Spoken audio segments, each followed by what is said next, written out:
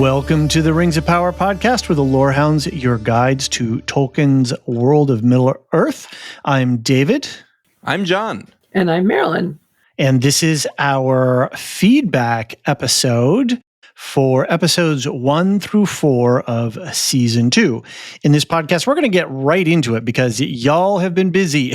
You've sent in so much email and voicemails. It's great. We love it.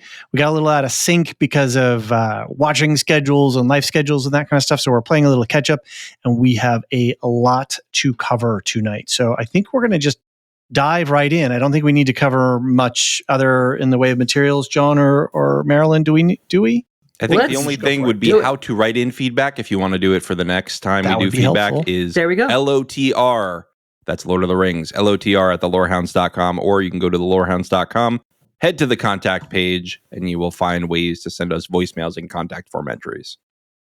And don't be surprised if Nancy M., our hand of the pod, are I don't know what did they use in Middle Earth for communications and management. Anyway, Osanwe Kenta. What's that? Sunway. That's just between the elves. Yeah, okay. Come up with something else. She's the keeper of our Palantir. Okay. Well, that's true. She could be the have the central Palantiri to. Exactly. Anyway, Nancy is one of our subscribers and community members, and she has graciously taken on the task of wrangling the email for us. And so she's compiling it all into this really great single document that we can just read through. Mm-hmm. Sometimes she's interacting with folks and letting you know that she's gotten your email, or if she's got a clarification or a question or something like that. So don't be surprised if Nancy emails you back. But Nancy is a treasure, and we're so grateful to have her help with this. It really made a big difference for us on House of the Dragon, and it's making a big difference for us in season 2 of Rings of Power. So thank you, Nancy. Eglario, alaitate laitate.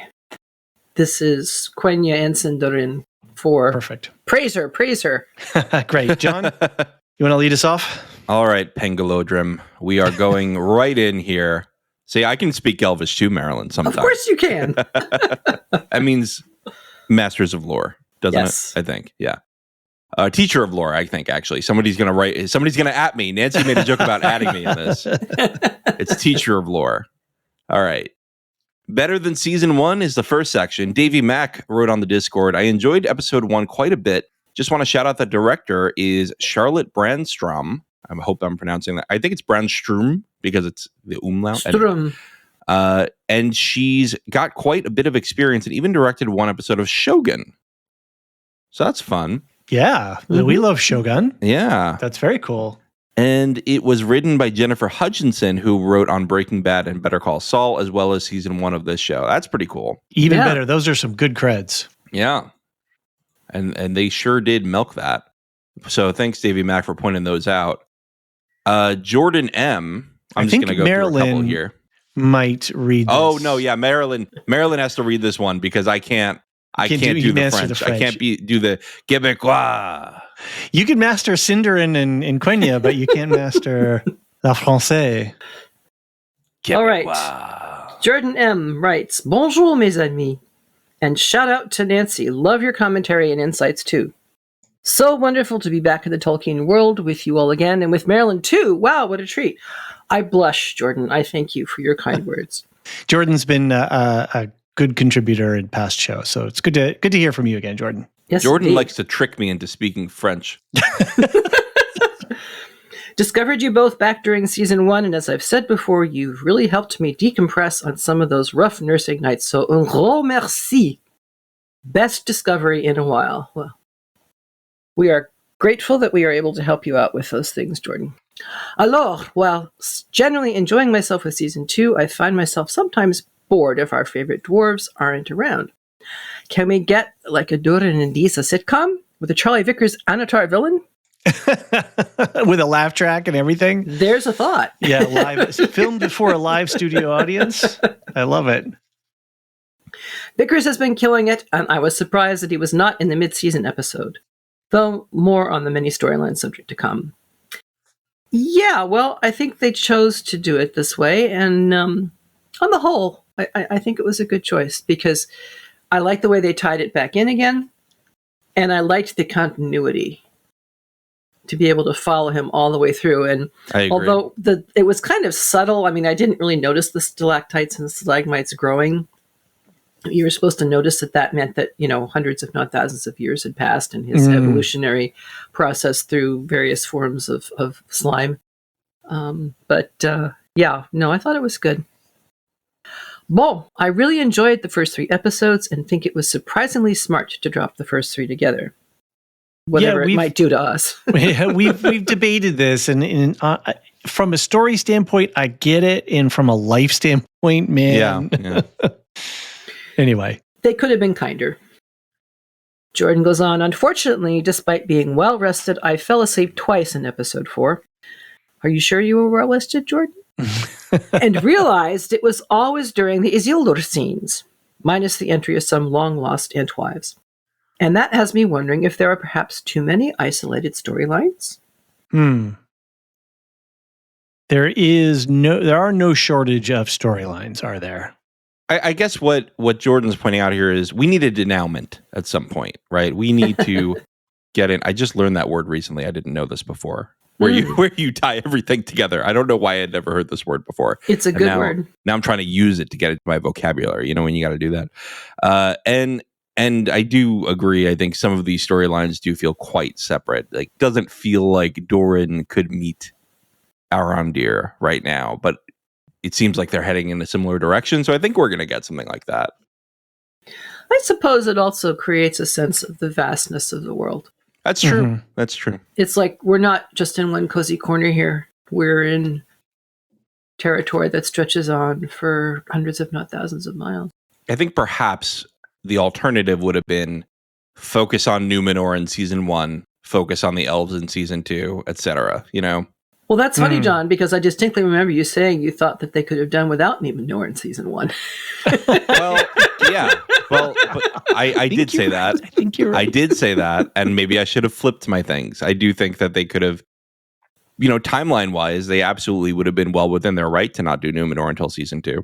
Sure. Focus on the elves season 1 and then bring in Numenor slowly. I think that would have been fine. I think it is getting a little bit lost. It's my one criticism of the show. The Numenorian politics have been a little lost, and I think that's why on the Lorecast, at some point we're going to have to talk about Numenorian politics. Mm-hmm. Mm-hmm. Jordan carries on. Also, and sorry to the professor and Marilyn, but the elves are rolling would get old very fast for me in the real world. To be clear, that is not a dig against your pronunciations, or of the spoken language itself as a whole. Haha. It sounds like my grandmama's French. Haha. And my own Quebecois tongue hurts just listening to Morpeth Clark talking about Elrond or Celebrimbor. Sorry, Jordan. There's certain aspects of our rolling that I'm not very good at yet, but I keep practicing. Still, give me more Tolkien always, please, and thanks. As mentioned, if I commented on all the storylines, this email would be ridiculously long, so I'll just add that they completely nailed Tom Bombadil. Yeah, I think we're all in agreement on that one, which is interesting because the variety of opinions being expressed in various channels throughout the interwebs. His boots are yellow enough for me. And there we go.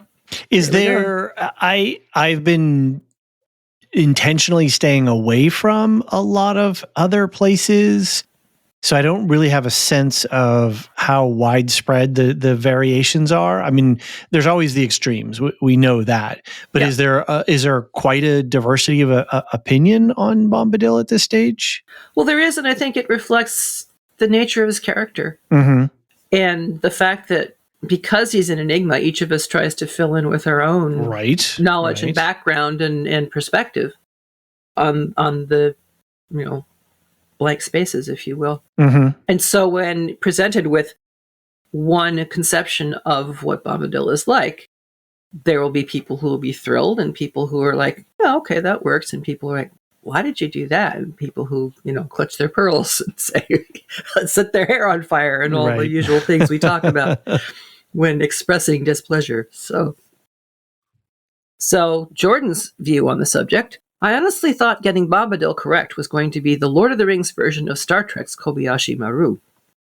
Do we want to fill that in for people who aren't Star Trek fans? Yeah, it's well, and if you read the next line there, fair enough. Basically, an impossible task, Captain Kirk. But man, did these showrunners hit it out of the park. So the Kobayashi Maru was a test that command officers would have to take, and it was kind of in the academy, and they kind of kept it secret. You're really not supposed to know that much about it, and it was made famous in one of the original movies. And it's a no-win scenario. Mm-hmm. There is no way to successfully get out of the situation that you and your crew are in. They have a training simulator and stuff. Mm-hmm. And it's a test of character. It's not a test of protocol or procedures. And I think what Jordan is saying here is that it's an unwinnable, like you were saying, Marilyn, there's, nobody's going to be happy. Nobody's going to get out of this unscathed necessarily. But the great thing that Kirk did, minor spoilers, and I won't go into the details, but he was able to do something that changed the conditions of the test. Yes. And he did something that no one else could ever do. And so the question is, if that's the bar, then have Payne and McKay, even though there's people who are going to be like, have they crossed the bar? Have they been able to, I'm thinking of a high jump or a what are those things, the pole vault or something like that, right? Have they pole vaulted themselves over this difficult challenge? And by our estimations, they did. So yes. Jordan goes on. Plus, it was at this moment that I jumped Blue Wizard Camp to Gandalf Camp once Tom tees off Gandalf's mission. Yeah. Brilliant writing that. And it just makes me think about Gandalf needing to sit with Bombadil after the ring's destruction at the end of that age. I love a well-rounded circle, haha. Yeah, I can see where that would be. People are thinking forward to that who know the Lord of the Rings and would be satisfied with that. I'm still holding out for Blues, but we'll see. Yeah, and I would be fine with it being Gandalf. I'm perfectly fine with that. I don't want the Dark Wizard to be Saruman, but if they make him Gandalf, then I'm fine. If they make the Stranger Gandalf, right? Mm-hmm. I'm hoping for just both Blues. Just that would be cool. Yeah, just fill in gaps. Yep.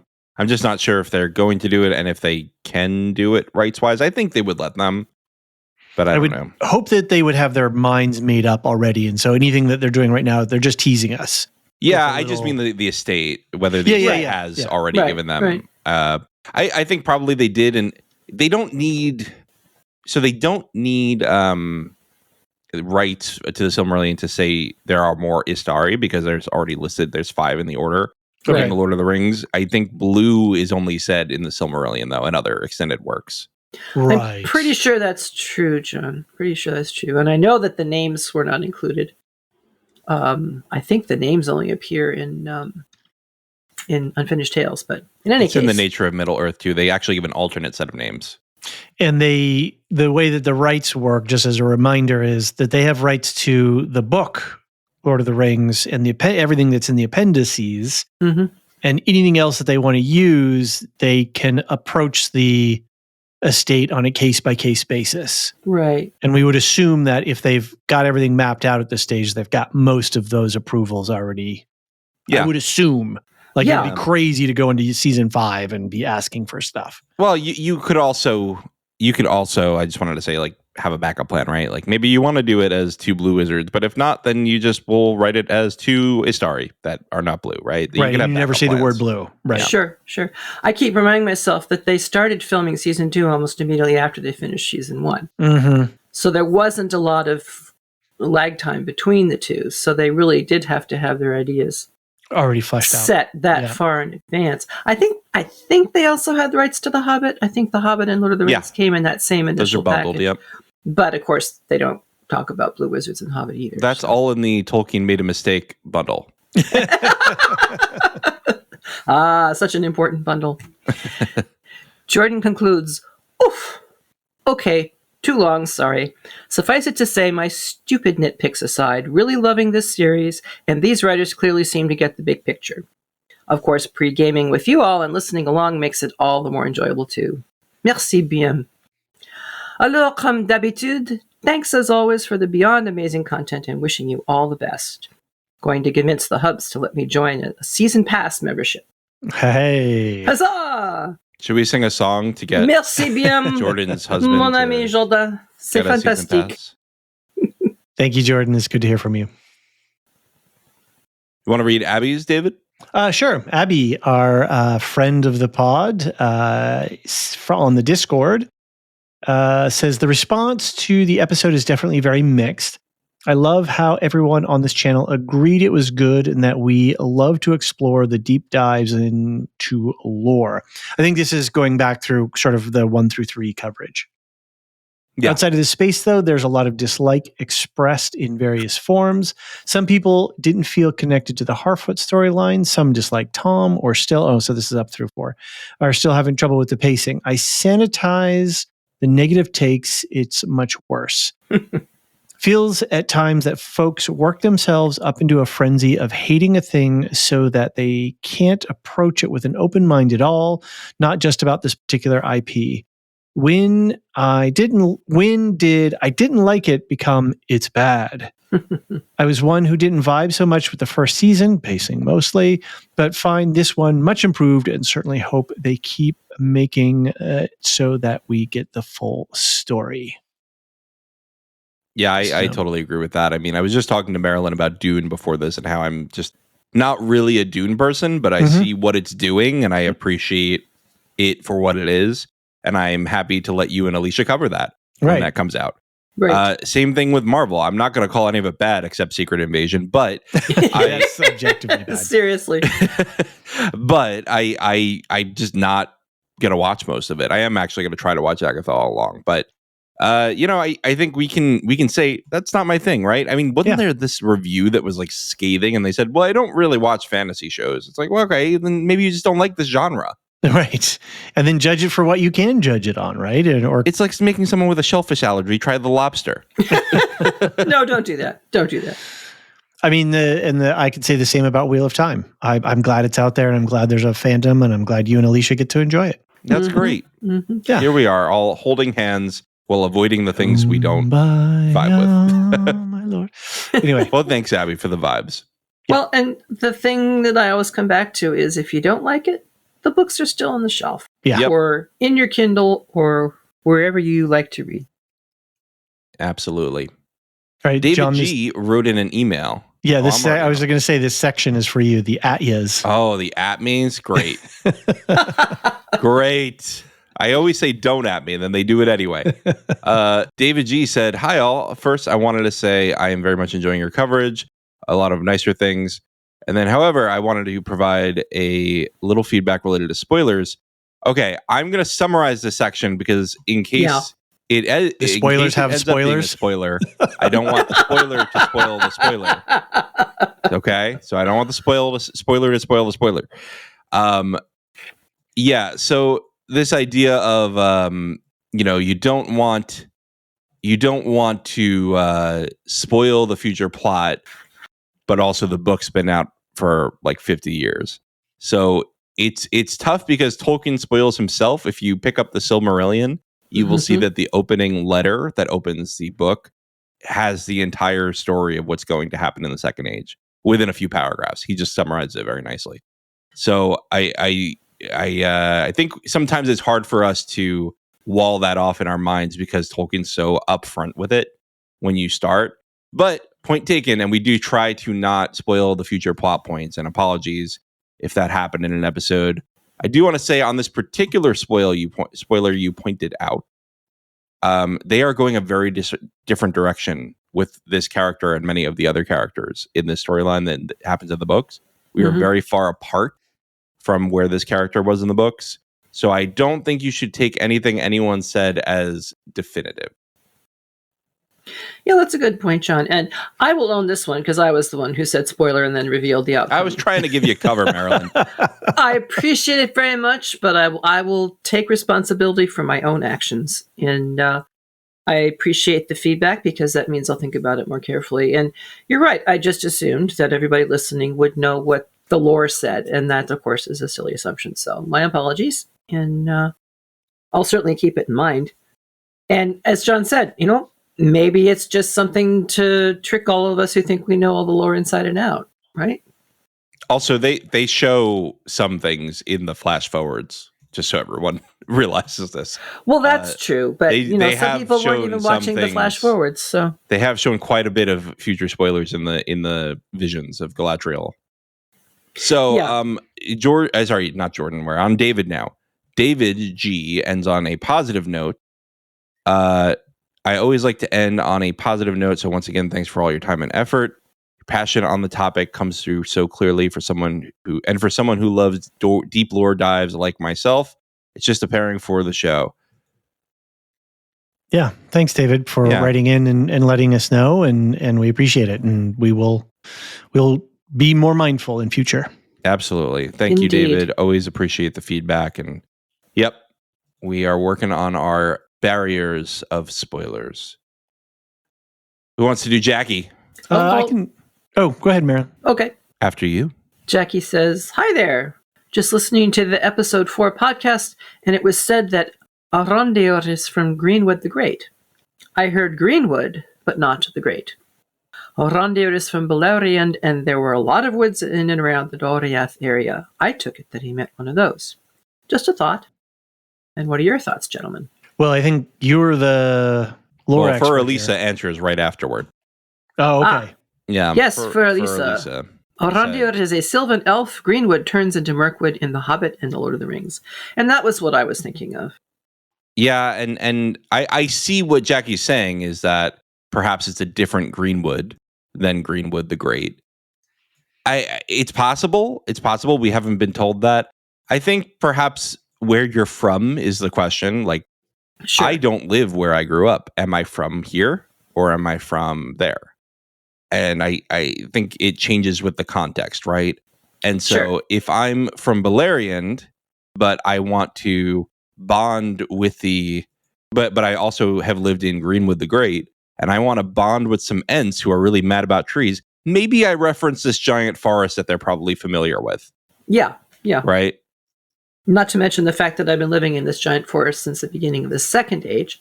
Right, which is thousands of years. If I live somewhere thousands of years, am I still in Beleriand? I know it's confusing because Arondir said I'm from Beleriand in the first season. He said that to right. I want to say Adar. He said it to. I think so. Yeah. So and there was a reason for that because Arondir, Adar was also from that first age. Right. Region, and so he is connecting, as you were saying, with whoever he's talking with. Yeah, I think it's contextual. I'll also add with Greenwood the Great, Mirkwood thing. I think when I was doing some research and doing some stuff, I came across that title, Greenwood the Great. Oh yeah, which is the proper name for it, right? Like that's that distinguishes it from any other Greenwoods as such. Mm-hmm. Yeah.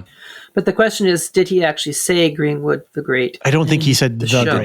No. I don't think so either, but it was a tense situation. He had to establish his cred as fast as he could. Going through the wikis, by the way, because I did some of that too, it does appear, and I forgot about this, but the forest probably was quite bigger during the years of the trees. And it's possible that he was from Greenwood the Great, and it extended into Beleriand at the time a little bit. Yeah, that's what Treebeard says. At one point I could walk all the way from here to here with nothing but trees, and Elrond makes a similar observation about a squirrel traveling from one end to the other. So, yeah. All right. Well, thanks, Jackie, and for Elisa. David, you want to take Maureen? Sure. Maureen says, "Hi, folks. Loving the coverage across the board. And I particularly enjoyed along with House of the Dragon this season." Well, thank you, Maureen. But I must come to Elrond's defense. In the Season 2, Episode 4 podcast, you say that Elrond is doing opposite day, merely doing the opposite of whatever Galadriel says. First off, Elrond is questioning the influence of the ring, not Galadriel. We, the viewers, know there will ultimately be some good in the 3 rings, but there is no way for Elrond to know that at this point in the story. He's totally right to question anything Sauron had a hand in, and to question the influence of the jewels on the elves. Remember, Elrond lost both his parents. They didn't technically die, but he lost them because elves were killing each other over the Silmarils. Marker. Do we need to take out we know that there will ultimately be some good in the Three Rings? I don't think so. For spoilers. Hmm. What do we think? Is that spoilery that the rings end up being a force for good? I suppose it could be for some people if we want to be really cautious about it. Now we need to be able to talk about this. Just go ahead. Okay. No, I mean, since it's part of her argument, it's only fair to her to include it. Yeah. Keep it in. Sorry. Yeah, it's fine. I'm going to start from remember. Yeah. Mm-hmm. Remember, Elrond lost both of his parents. They didn't technically die, but he lost them because elves were killing each other over the Silmarils. That is his legacy. And so far in the series, from his perspective, Galadriel has been obsessive and irrational regarding Sauron. She searches for Sauron for 1,000 years, then didn't recognize him and fell completely under a spell, maybe even a little bit in love. I don't know. And now that's your comment, not That's hers. my comment. That's my comment. You can at me. Let's make that very clear. And now she's following what a ring he helped design is telling her to do. And she didn't tell Elrond who Sauron was after she found out. That is betrayal to her old friend and puts him and all other elves in danger. And he must be worried about how much she has changed from the warrior he has known, who dragged other elves, many to their deaths, up to the freezing north for a century. That same warrior let Sauron just walk away and said nothing to anyone who he really was until forced to do so. As viewers, we welcome the change to a softer Galadriel, but Elrond must be like, where's the body snatchers pod? What have you done with my friend? Who are you and what have you done with my friend kind of thing. Perhaps Elrond went too far when he said she wasn't sacrificing herself for the group, but for the ring. If he thought about it, she wouldn't have given him the ring if she was beholden to it. But he is right to question the influence of the rings. So I can agree with your final conclusion there, Maureen, but I might push back on a number of your points. And I want to give my colleagues a chance to do similar sorts of responses. John, or any thoughts first? Or yeah, I mean, I totally understand what you're saying. I think both sides are being a little bit of absurd extremes, right? Galadriel is like, let's jump headfirst into all of these things. And Elrond says, let's not do anything. Let's just not do anything connected to the ring at all. And yeah, they are at an informational disadvantage on what the rings can do.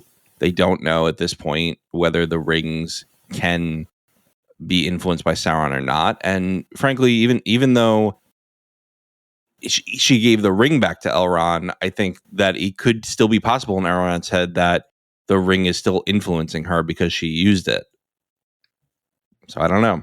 I think it's fair to give Elrond a little bit more grace than we did on the podcast. Yes. I apologize on behalf of the podcast to Robert Aramayo. And I apologize for calling him a jackass because I was frustrated with him. We're rated explicit, Marilyn. You call him whatever you want. Well, what I would say, he's not a jackass, but he is prideful, stubborn, and naive. Okay. And was not showing a great deal of compassion to Galadriel at this point. I also think we need to look at sort of a subtext here. I think it may well be that Elrond is certainly angry at what he perceives as the deception. And I admit that I don't think Galadriel should have omitted the fact of his being Sauron, because if she had said it right out there when the three of them were there, a lot might be averted, but then we wouldn't have a story. So, makes it kind of tough. I think Elrond may be feeling some guilt because let us not forget, he contributed to these rings.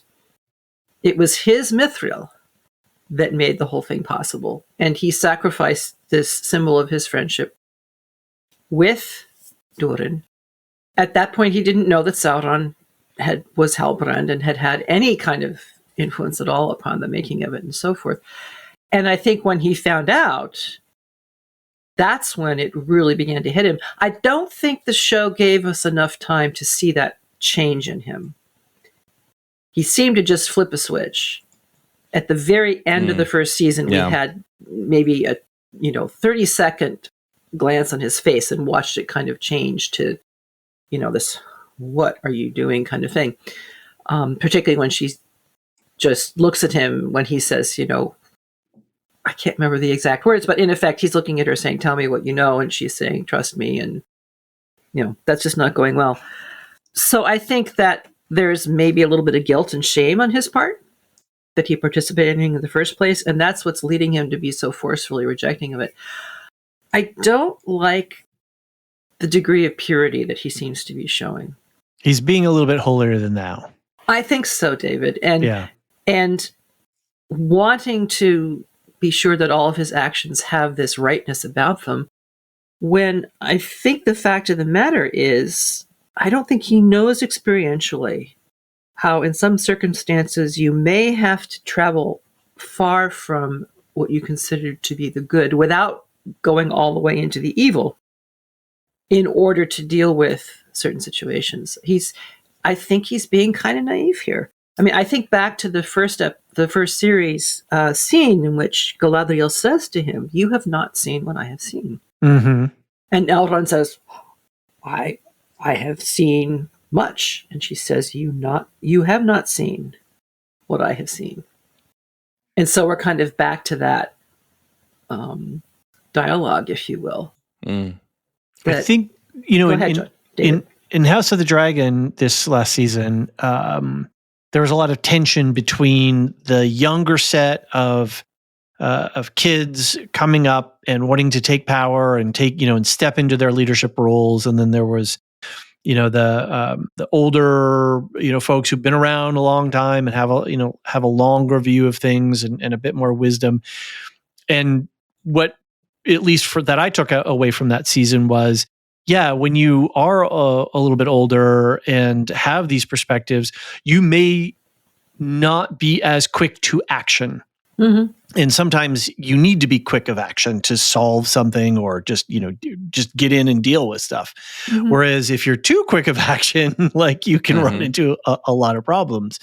And Galadriel, so it's just what I'm pointing to here is a spectrum of extremes here, right? Sure. Of across the ways, where Galadriel is a little bit of a zealot and a little bit intense about her feelings about orcs, rightly or wrongly, right? But the great conversation with her and Adar in episode 6 of season 1, and hopefully we're going to, fingers crossed, we're going to get more of that now, coming up. Oh yes. And so, she's battle hardened and she's been around and she's seen and done a lot, but that has pushed her to an extreme that she can't necessarily see herself. Elrond, opposite end a little bit. And now he's been given authority and he is, like you said, he's being a bit naive and maybe he's being a little bit overzealous in his command. I think he absolutely is. Let us remember, he was the one who encouraged Galadriel to cross the water in the first place. And when she comes back to him, practically the first thing he says to her is, "I was wrong." Mm-hmm. I don't see that level of humility in him anymore. Right. I see an absoluteness on this particular issue that gets 2 of his company killed. Right.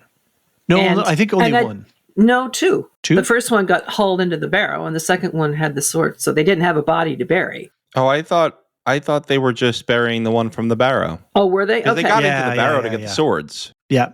Okay. It was just the one. Well, and then the other guy had the arrow, but then the ring seemed to have And then she healed him. Yeah. Yeah. Does that mean nothing to him? Right. And he is ignoring his oldest and dearest, past and one thinks future, friend. He's also ignoring the wisdom of Círdan, who is universally acknowledged as being the wisest of the elves. Mm-hmm. Now, he's got to do him. I would disagree slightly, because I think that's what brings him back, is that Círdan, and if he hadn't been speaking to Círdan in some ways, I don't think he would have participated at all in letting Gil-galad give him any sort of mission to do. I agree with that. Yeah, he wouldn't have joined or led Galadriel's company. Yeah. Well, he turns away from the group and leaves when the three of them put their rings on. Yeah. But this is after, right? And this is after. Galadriel says, I want to lead a company. He refuses. He goes to Círdan for advice, and Círdan says, look, they're your besties. You got to go. Right. Okay. Yeah. And then he does it. Now, what I'm getting out of this conversation is that Elrond is a Nepo baby. He's been a Nepo baby the whole time. Nepotism. Oh, okay. So he got this job because his dad was a star and his mom was a bird, and now he's a Nepo baby for life. Oh, I'm sorry. Does your mommy and daddy fly, Elrond? I guess you get job on the right hand of Gil-galad forever. You're killing me, John. And frankly, I think the reason why we're having such strong responses to this is because he was probably a lot of people's favorite character from season 1. Mm-hmm. And he was behaving in this wonderful way that maybe was almost a little too perfect. I don't know. So now, he's showing his shortcomings. But then at the same time, this is great and that we're having this conversation, because it says to me that there is a character arc that is developing here. Absolutely. That this character is going to be processing and going and working through emotion and experience and encountering things that they will have they could have never thought would happen before. I mean, to have Galadriel not tell him the truth of anybody. Okay, yeah, well, maybe we keep it a little secret from the king, or we don't tell Celebrimbor or whatever. But they're like besties, and she didn't tell him what happened, and I'd be kind of pissed too. In a way, my feelings would be hurt. But anyway, the point is that there is dramatic tension. Yeah, right. And we know where Elrond ends up for a bunch of stuff, from the larger story things. So we know that there's arc here, and if we're discussing it in this way, it means that the writers are doing their job with his character. Definitely. And I see Galadriel as being shamed for what happened. Yeah, she can talk about that. She can talk about that with her High King. Mm-hmm. I think she could talk about it with Elrond if Elrond wasn't being so completely unwilling to even consider that these rings might have some beneficial influence. And again, I think that's partly because he feels guilty because he participated in it. This is great, right? That there's shame and guilt and this tension. Yeah. This is very real. This is very normal in our daily life. It's very real. And do you ever think about the difference between shame and guilt? Because I never thought about it until I discussed it in a class on patriarchy and whatnot. I remember that. Shame is directed outward. It is you are angry that other people perceive you as lesser. Guilt is when you're angry at yourself because you perceive yourself as lesser. And it's interesting, John, because I agree absolutely with the distinction of those two feelings, but I flip the terms. Oh, yeah? What I say is guilt is about something I have done. Shame is about something that I am. I can make changes in my behavior. I can apologize for things I have done. I can't, if I'm supposed to apologize for who I am, how am I supposed to, change that, make that better? And then that anger goes outwards, right? Right. Or you keep throwing it in on yourself and making things worse, which is what a lot of people do too. So I think Galadriel is getting a little angry at people because she feels ashamed at what she did. Sure. But it's also a question of how are they interacting with her? Yeah. I mean, that exchange with the High King about, when she says, I'm surprised you haven't, dismissed me to the Ettenmoors. And he says, I haven't decided. I'm considering it. Exactly. That was one of the best laughs of this season so far. Yes, it was. Yes, it absolutely was. Yep. And she could be able to have that same relationship with Elrond, but Elrond is clearly working through something here. And I just hope he gets over it soon because, we need everybody on board here, folks. And to say at the end there, it just broke my heart when he said, well, she wasn't rescuing us, she was rescuing the ring. I'm sorry. Yeah, that wasn't fair. That was not fair just over the top as far as I'm concerned. And that's what evoked a certain term from my mouth that, maybe it was too harsh. Nah, I'm with you, Marilyn. I'm with you. I'm going to defend it.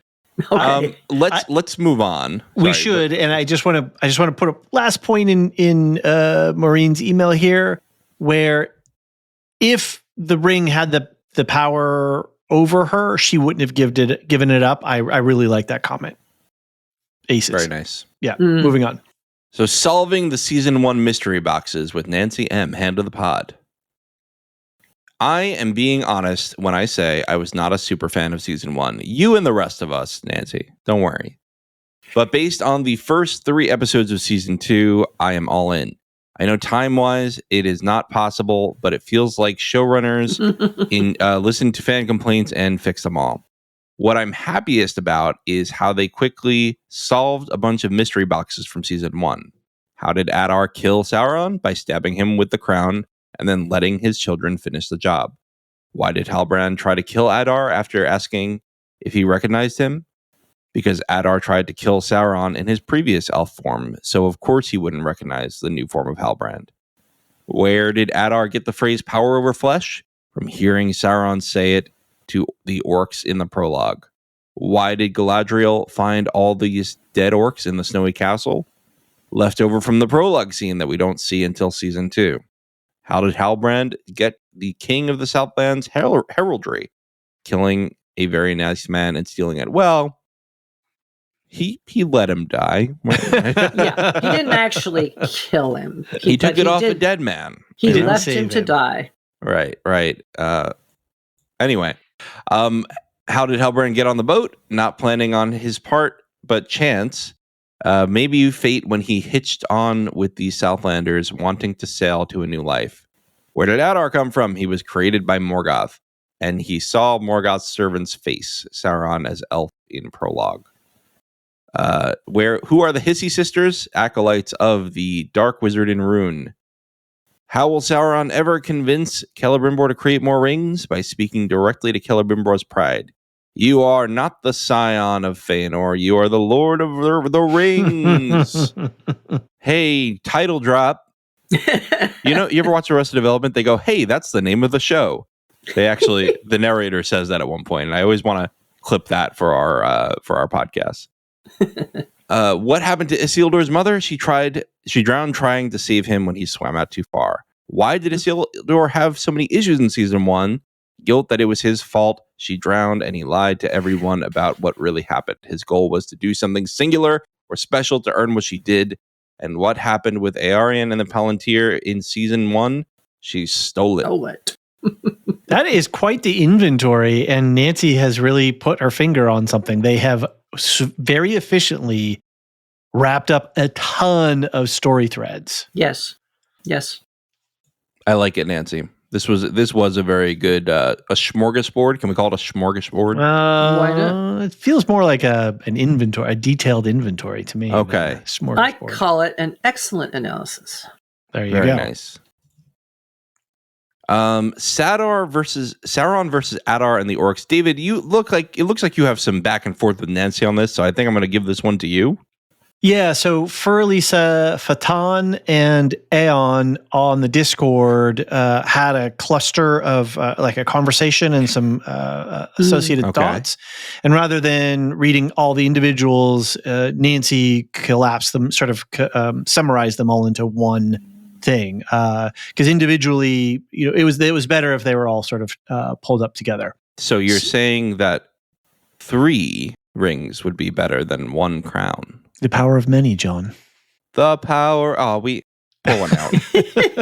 Pour one out for the acolyte. So yeah, and the state of television, which there was something.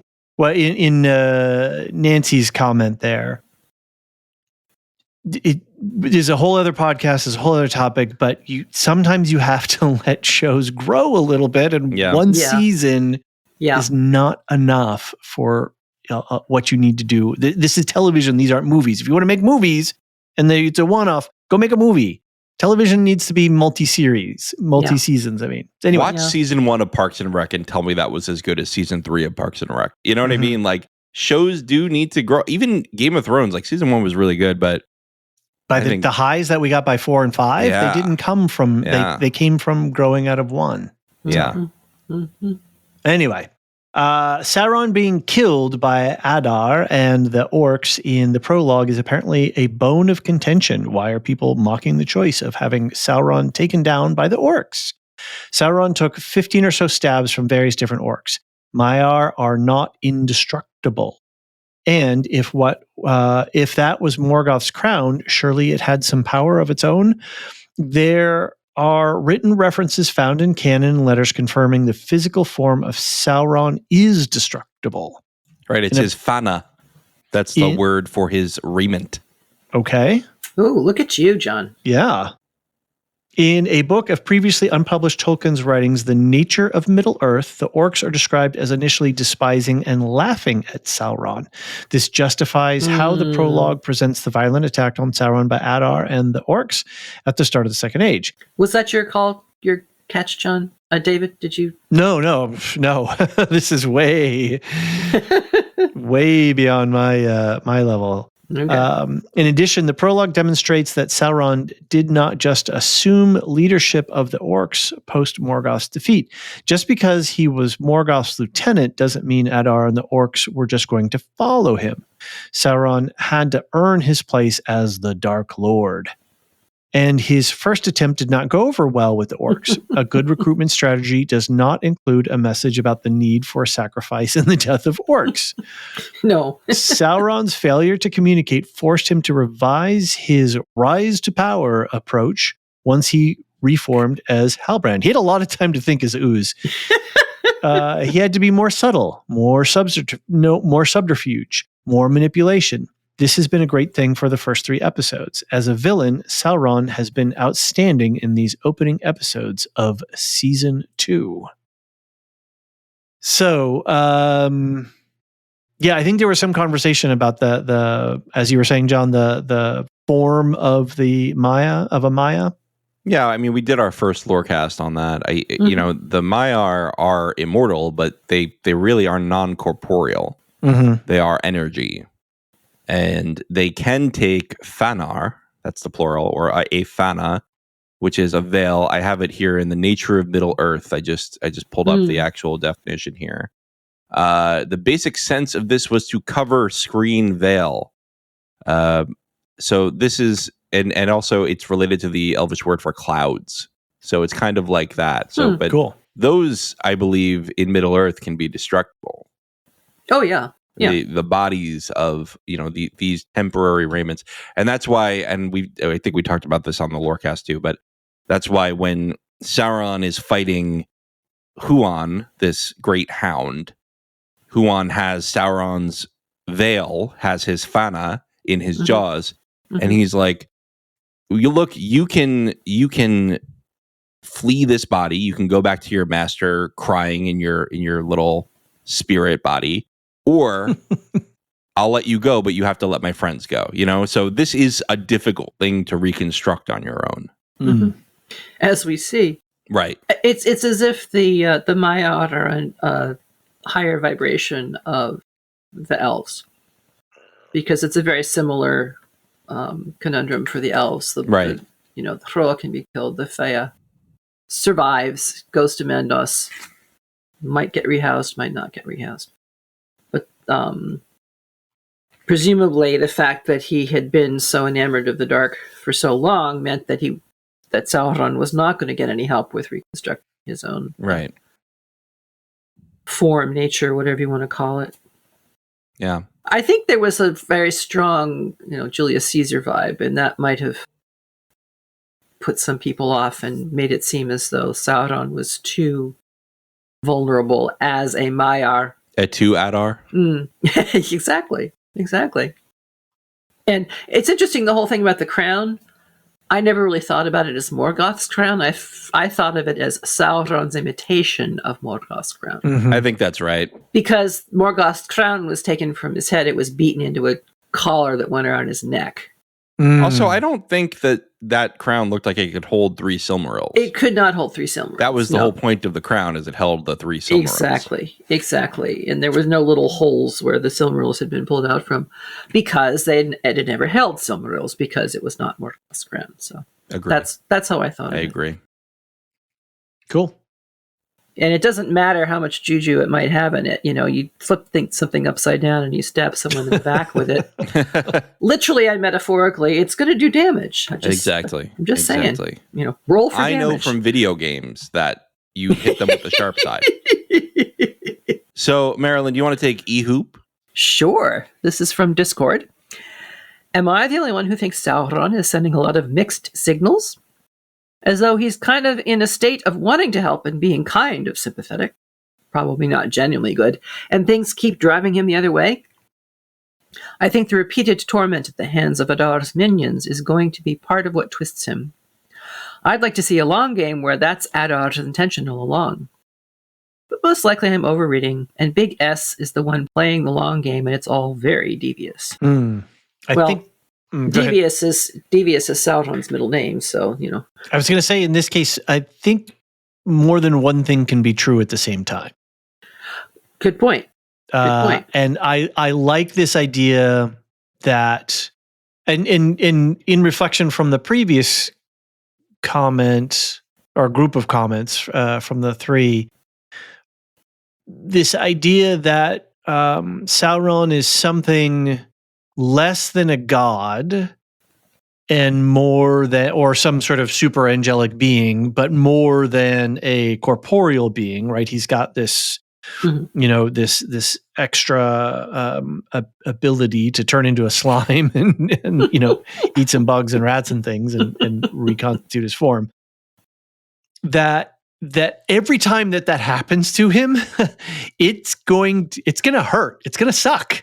It's not going to be good. It's going to take longer. It's going to take more energy. And it's not it's going to shape the psychology of the person or the creature that is being affected by that process. And so at the same time, and then each time, you've got to go, well, that didn't work. How do I do it next time? There's a great movie. What's the, oh gosh, I'm blanking the name of it. It's the Tom Cruise movie, the science fiction one. I'll remember. Sorry. No idea. I can help. It's a sort of a repeat thing going over and over again. It's this. It's not Groundhog Day. No. It's a kind of Groundhog Day, but with like alien invasion creature things. Anyway, he has to get smarter throughout the course and keep trying to figure it out, keep figuring it out, but looping in this this never-ending time loop kind of. So he keeps saving and leveling up, huh? Basically, and then each time he has to tomorrow. What's that? Edge of Tomorrow. That's it. Google Thank you. Me. Yeah, and I think it's based on a graphic novel or some comics or something like that from prior to that. So the poster says, "Live, die, repeat." Exactly.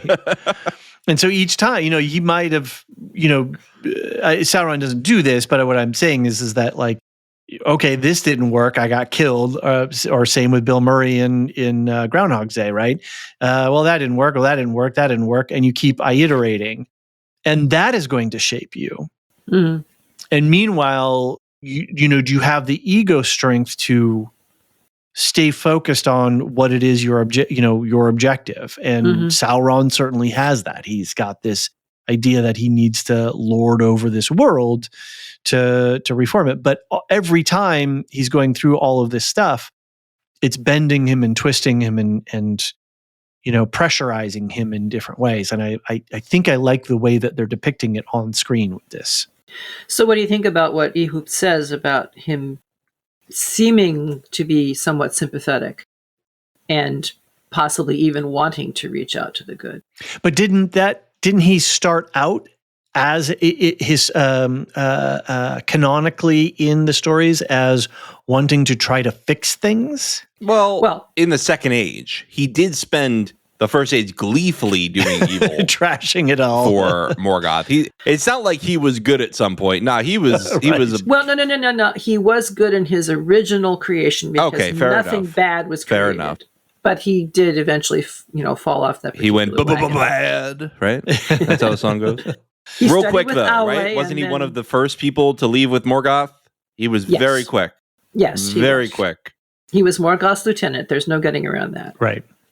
Right. And really, like, took joy in it. Took joy in doing battles of song with Finrod and sending wolves after people and torturing people. This is not a guy who spent the first stage doing the right thing.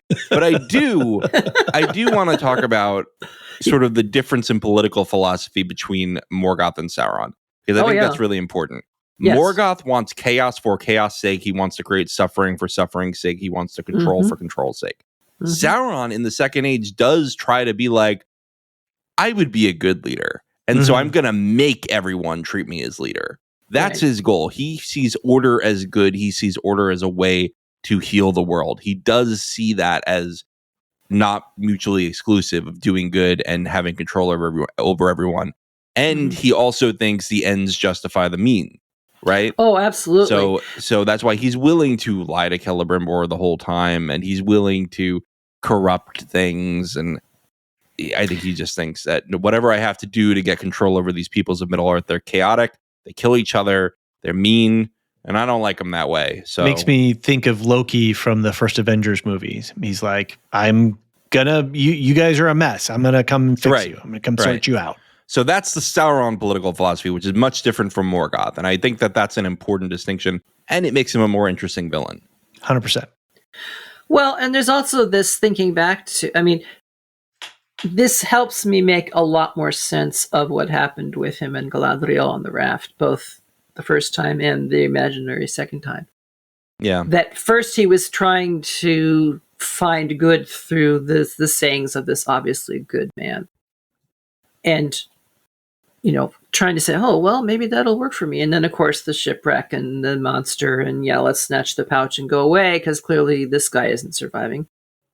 And Galades, you can't fix him. No, you cannot. Because he says then to Galadriel on the raft, you will bind me to the light.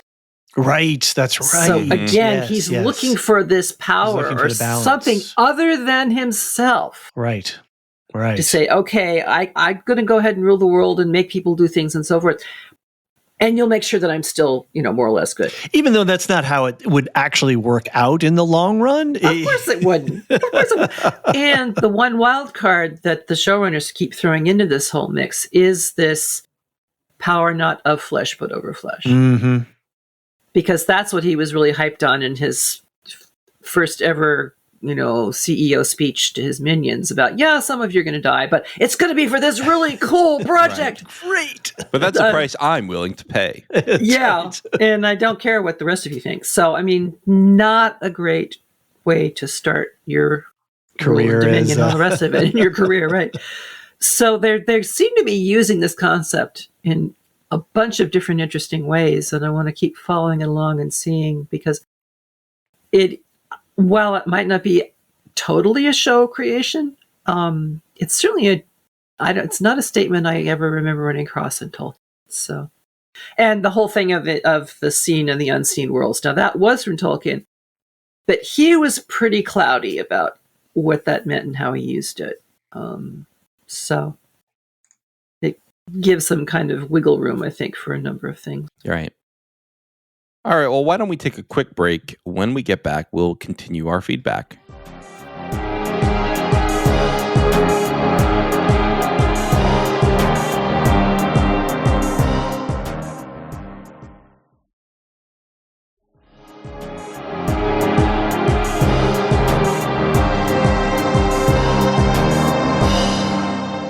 And we're back. So next we have a combo thread from Discord, which was contributed to by Elisa, Maureen D, and Fatin alias Sadai, and myself, actually, as it happens. So we don't have any attributions for any particular section, but here's the gist of the discussion. I really enjoyed hearing some of Adar's origin story. Was he one of the original elves imprisoned? Was he corrupted and made into an orc? And then he drank wine from Sauron. Was it the wine that corrupted him? I'm still trying to puzzle out the wine's significance. It is interesting that they are framing drinking the wine as a ritual versus the branding of the people who are captured, suggesting that being turned into an orc is sacred. a quote here, he and his beautiful face saved me from Morgoth, so I drank the wine and I turned into an Uruk, close quote. I'm not sure if that's a direct quote from the show itself or if this is somebody positing this. The ritual definitely shows that Sauron at least didn't see the first making of orcs as enslavement. That does sort of track with Sauron envisioning himself as a lord over Middle-earth, not just a conqueror, believing he is a savior. Many people seem to think Adar took the wine as a sign of friendship. But the wine is what corrupted him. I'd like a different narrative where Sauron was saving Adar to be his partner. Then, over time, somehow Sauron corrupted Adar into his current form. Perhaps Adar chose the change willingly. Imagine if Adar trusted Sauron enough to be like, okay, I'll submit to your experiments. Then the relationship soured when Sauron began doing it to Adar's children. Red as a blood moon is ominous. I drank all of it is tinged with regret. The show has done a good job suggesting that Sauron is looking for a true partner, not someone to lord over. We see this in the initial scene with Adar and Jack Lowden's Sauron. Sauron is looking to Adar for confirmation and even kneels in front of him. Parenthesis, I know Marilyn did not love that. And they're right, I didn't love that. We saw in episode 6 last season Sauron's intense emotion under the surface when he says he never believed he could be free. Of what he did to Adar, what Adar did to him, which is betray his trust. Who wouldn't want to be Sauron's partner even as he experiments on your children? Well, I wouldn't, but anyway. We know from the proposal to Galadriel that it was about ruling together. Sauron comes to Celebrimbor and calls him partner.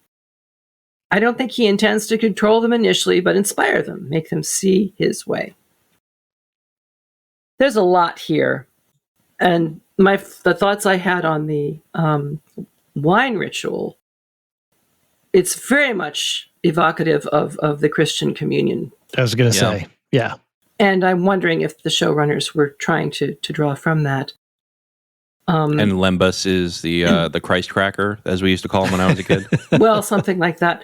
The flip, though, is that according to some medieval Christian stories, people would do what they call evil masses, in which they would do a sort of a corrupted mass and do the reverse. And I don't know if maybe that's what they were thinking of, receiving red wine from, quote unquote, the devil. But it's about a transformation, ultimately, whether a transformation to good or to evil. It's about yes. taking a part of something and incorporating that into your being to then transform your being.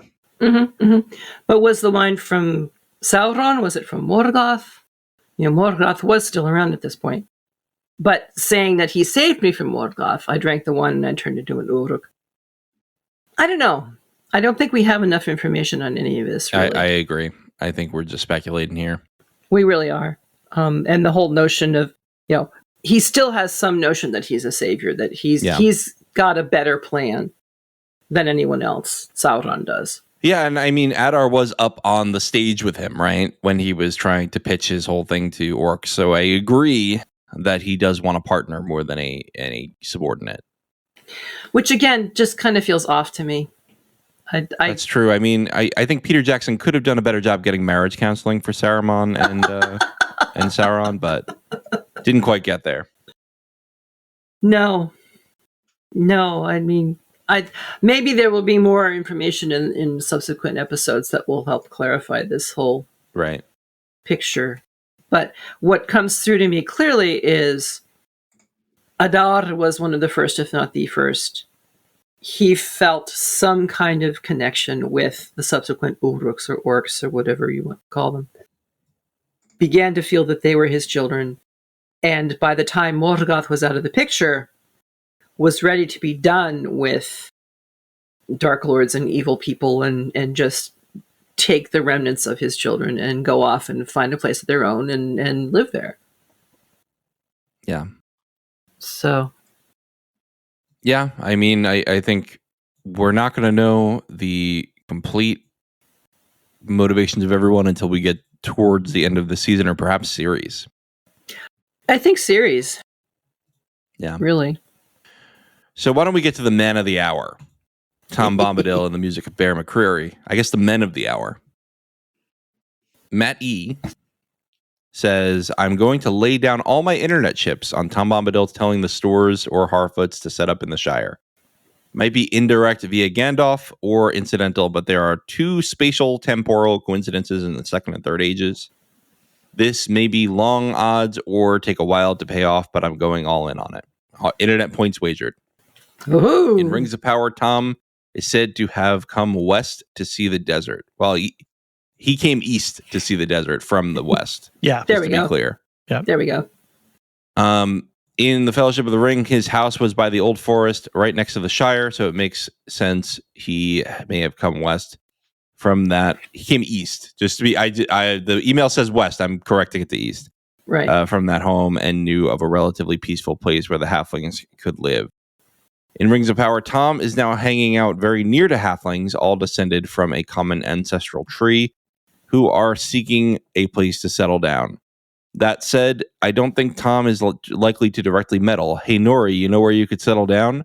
So my wager would be that somehow, maybe via a wizard with an affinity for halflings, they are led to the Shire. After all, it can't be pure coincidence that the hobbits settle in a peaceful place that is a fairly easy walk to Tom's residence in the Third Age. It all seems like the logical Shire hobbit origin story. Kind of obvious in a way. I'm betting the stranger is Gandalf, but that seems a low-risk bet at this point. Yeah, I'd agree with that. What do you think? Yeah, I think it's very clear that that's going to, because they dropped all the Suzette line, the lineage, all of that is very clear. And like Matt says, and like we talked about in the Lorecast about Bombadil, he's right there next to them. So. Right. And he did say he was in the Withywindle. Yep. He was by the Withywindle. So that is where the Old Forest was. So yes, you are placing him correctly in the Old Forest. That's where he was before. Yeah, I think it's pretty clear. How? That's the question. But will they end up there and through some machinations of Tom and the Istari? Yeah, I think so. I think that's an important point for spoilers. I just want to make that point quick. This whole show is about how, right? Like we know, right. The Lord of the Rings is common knowledge at this point, and so we know eventually where all this is going. Now, we're trying not to spoil plot points that are in between, but really, this is all about how. This whole story is going to be about how do you portray events that are widely known. And Marilyn, you were going to say something? Yeah, I'm putting more faith in the Harfoots' walking song and their traditions and so forth. Giving them more of their own agency. Just don't see Bombadil as being this directly interventionary. That's a good point. He is, you have to find your own name. You have to find your own staff. Hey, Frodo, what are you doing with that ring on your finger? He'll show you a safe way out of his realm. But if the Stores have a map and they have a legend and the Harfoots have a story that is a directional guide, I mean, the directions were to guide the Harfoots back to the Stores. Right. As I understand it. To then say, okay, we can all go back together up the back trail here. And then the next question is, how do we get over the Misty Mountains? How do we get from the Vale of the Upper Anduin across the mountains and towards Bree, which was their next settlement point, if they're following the lore closely? So Bombadil is like the observer effect. Good, yeah. Yeah, it's... he's like, oh, little hobbit friends, little Stoor friends, looking for a new place to live, have you? Are you? Oh, well, what does your song say? Or whatever. He's not going to do anything. He's not going to, snap his fingers. Hey, pipsqueaks, he's going to say. Right. That's how he's going to ask questions or observe things and reflect back to you whatever it is that you need to hear yourself saying. Because he doesn't say anything to the stranger about, well, I'm going to train you in the ways of the Force. I'm not going to, I'm not going to demonstrate to you. He's saying, you already know how to do it. This stuff is all within your grasp. So I'm just going to sit over here and watch you and make silly statements and sing silly songs. And you can take observations. And make observations. Yeah. and then you got to do the work. Mm-hmm. Yeah. And by the way, your ultimate goal is you have to prevent these two fires from joining. Yeah. Would you buy the Tom Bombadil self-help book? As a contemplative, yeah, I can kind of understand his point. And with these 5 tips, you too can be on your way to the Suzat. Would that be too much for Tom though? I mean, Tom, doesn't seem like a guy to put things down in writing. Somehow. It'll be 5 ways to find your true self.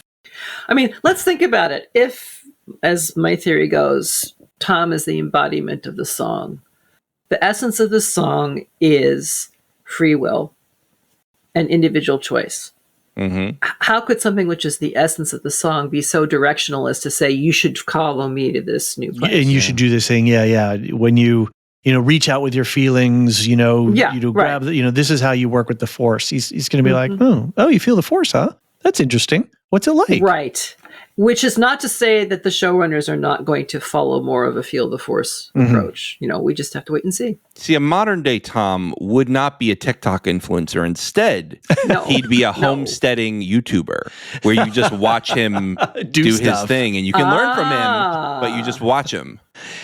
I love it. I like that. Yeah. And he names his lamb after himself. So yes, we learned that, didn't we? That was the answer to that. Mm-hmm. Yep. And today I'll be building my cabin.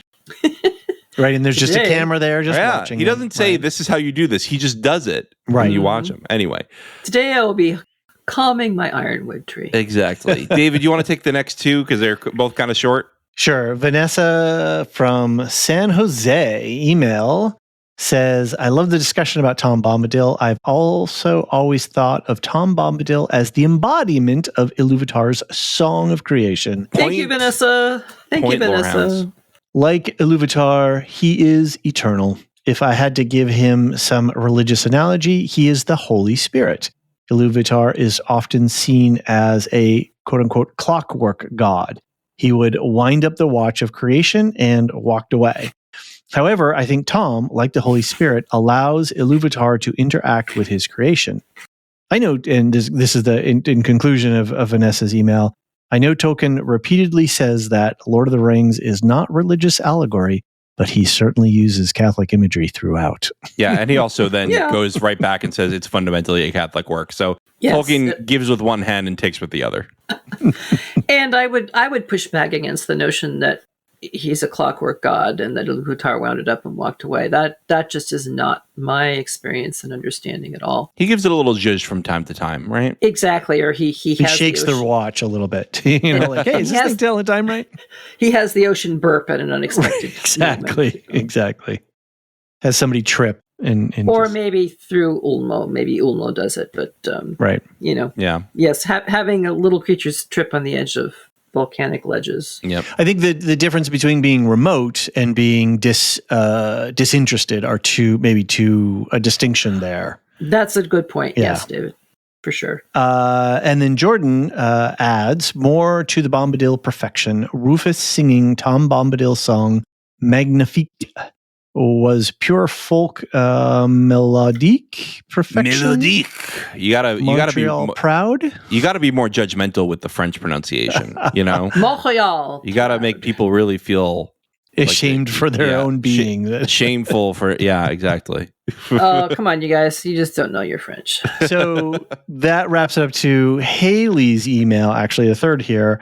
I love your work, and I love to hear what y'all thought of Rufus Wainwright's cover of Tom Bombadil's song, the Tom Bombadil song at the end of the 4th episode of the season.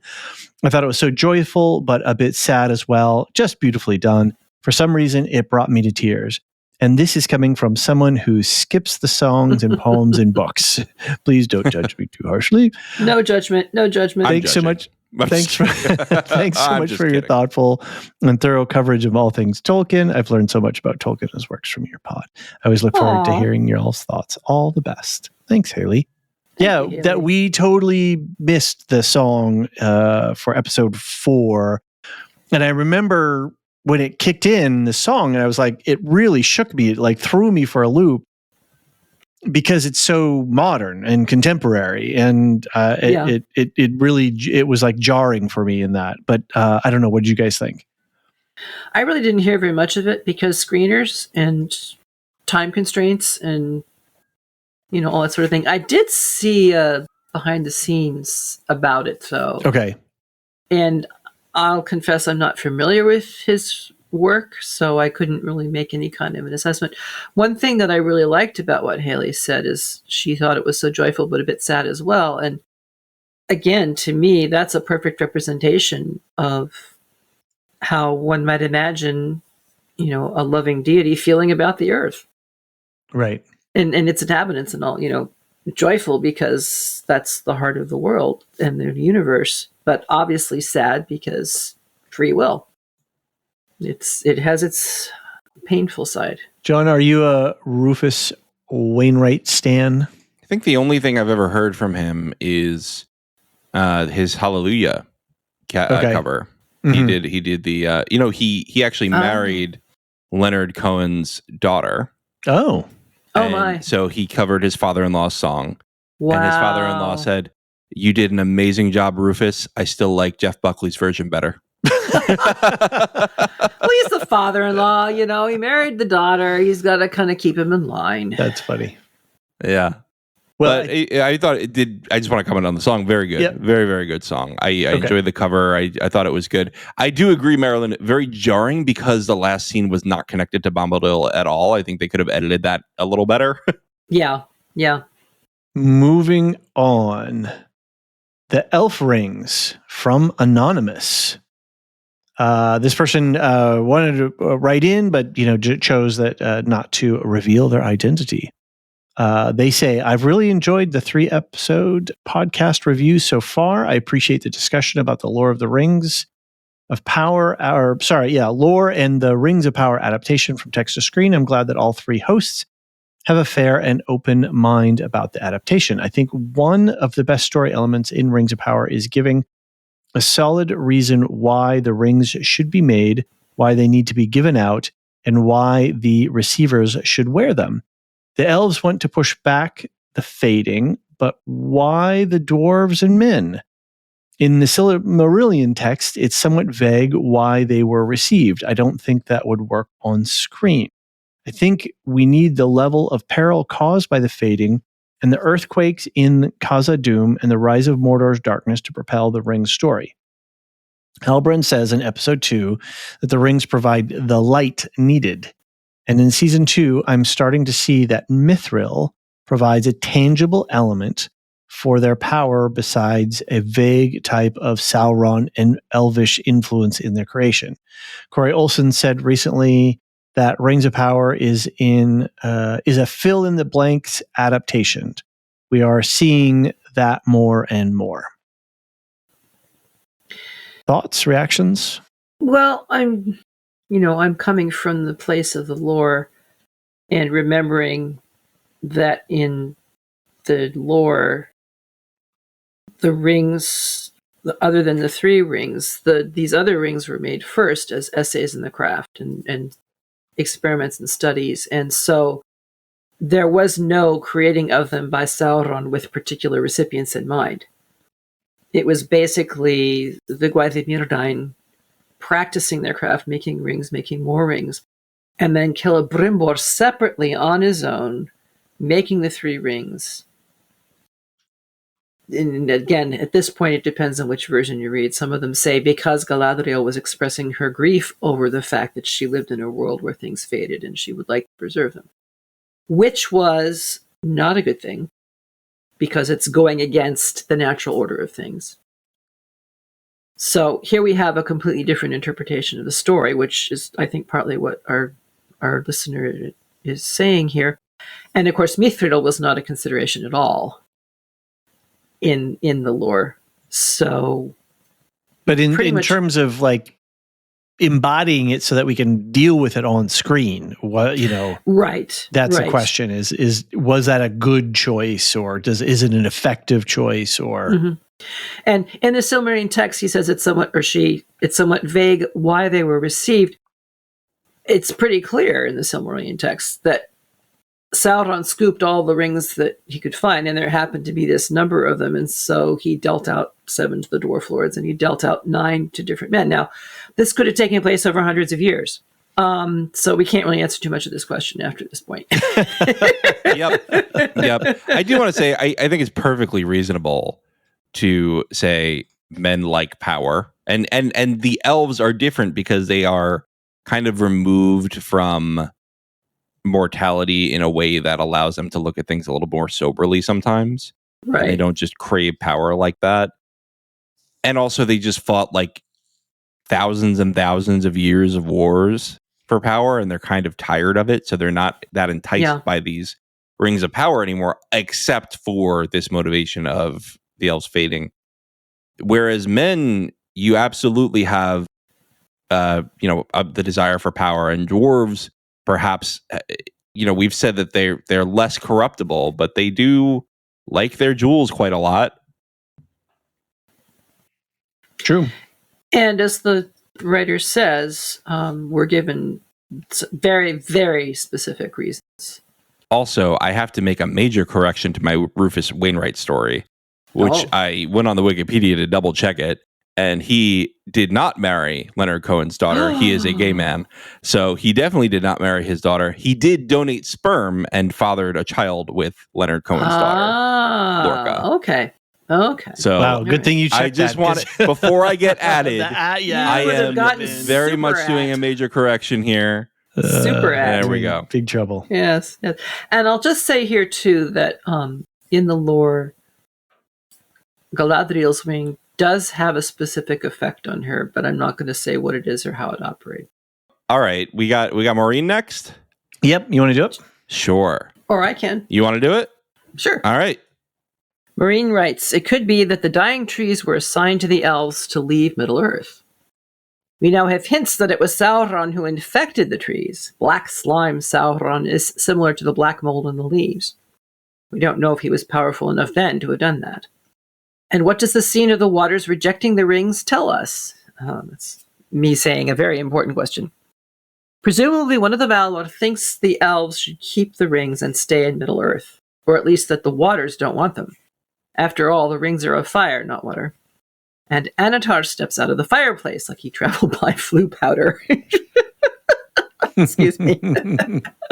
So far, we've seen evil as ugly orcs, burned landscapes, torture, and murder.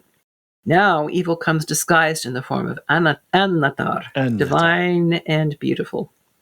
So, shouldn't we also mistrust the renewed beauty of the trees and landscape? But as viewers, we are also sucked in because we love Lothlorien and Rivendell, so we want them to keep the magic and beauty of the three rings. When Círdan says to separate the art from the artist, it took me out of the story. It is a very current events argument and made me wonder if the writers, showrunners were being a bit self-serving and defending themselves. It made me want to start Googling to see if they were using this line to defend their own work or the show. I mean, who would defend Sauron in that manner? I draw the line when the art is a powerful ring and the artist is a dark lord. Well, I'm with you on canceled. that one. So, your thoughts? Yeah, I mean, first of all, flue powder, excellent joke. Yes. But yeah, I mean, I think too, they make good points in the show that they kind of need the elves to stay in Middle Earth because it does appear that there's a lot of problems that the men and the dwarves and the hobbits, who they don't even seem to be aware of, I don't think they could deal with it yet. I just don't think they can deal with it alone yet. Especially because Sauron is not in the Third Age when the elves are fading even more and Elrond is leading them away. And again, this is not spoiler for this. This is the Lord of the Rings. Mm-hmm. But in the Third Age, Sauron is at a partial strength because he doesn't have his ring. But here you have Sauron. He has not poured anything into his ring. He is at full strength, and there's an orcish army. He doesn't control it right now, but Adar has an orcish army. I think the elves are saying, what do? We can't just abandon these mortal people of Middle Earth because they don't have the capacity to fight back right now.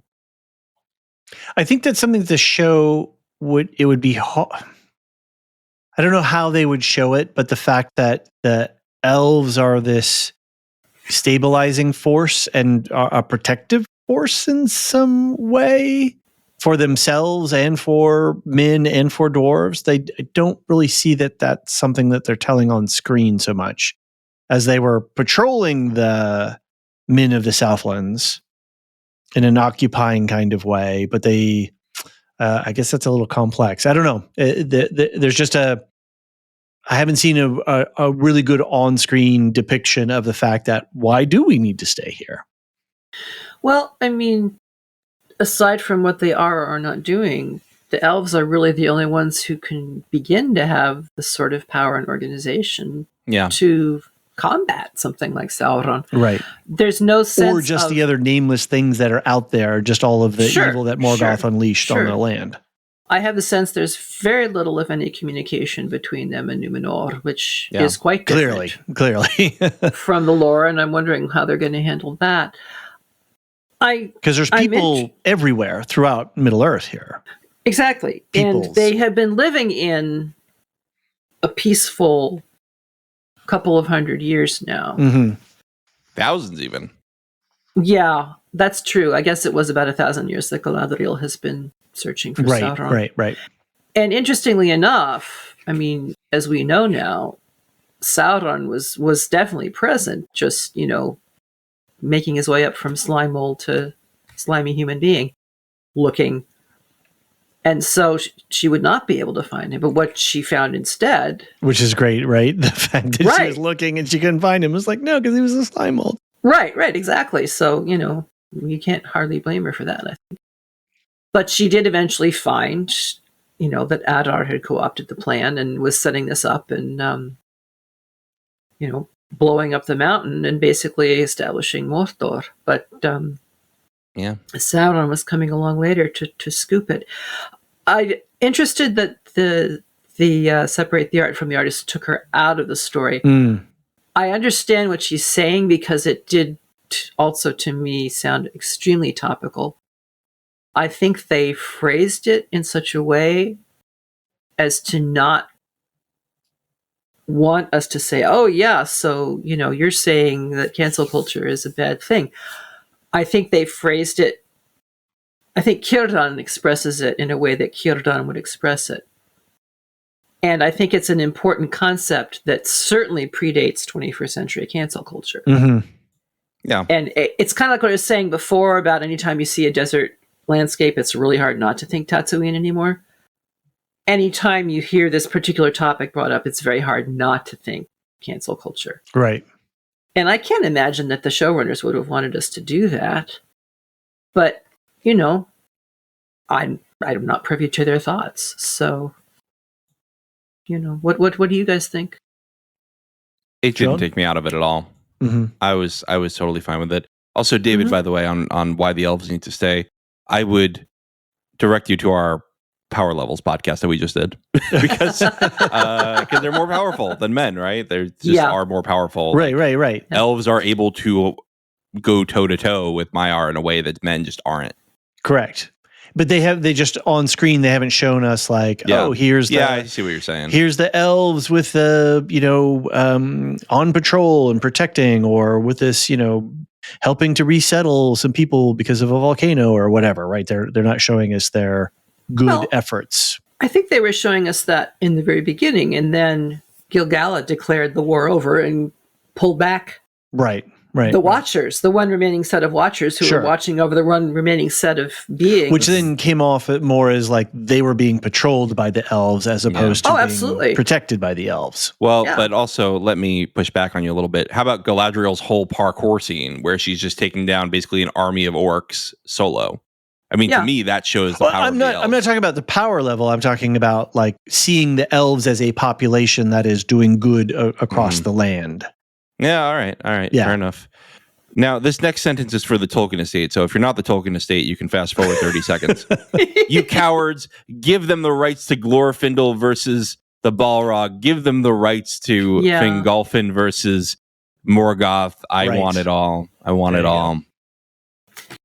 All right, we're back to the real podcast. It would be lovely.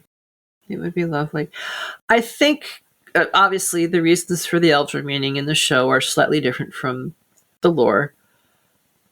There is a sense in which they are still loving this place. Right. But there was also a sense of, yeah, we're here in the first place because we defied the Valar. Mm-hmm.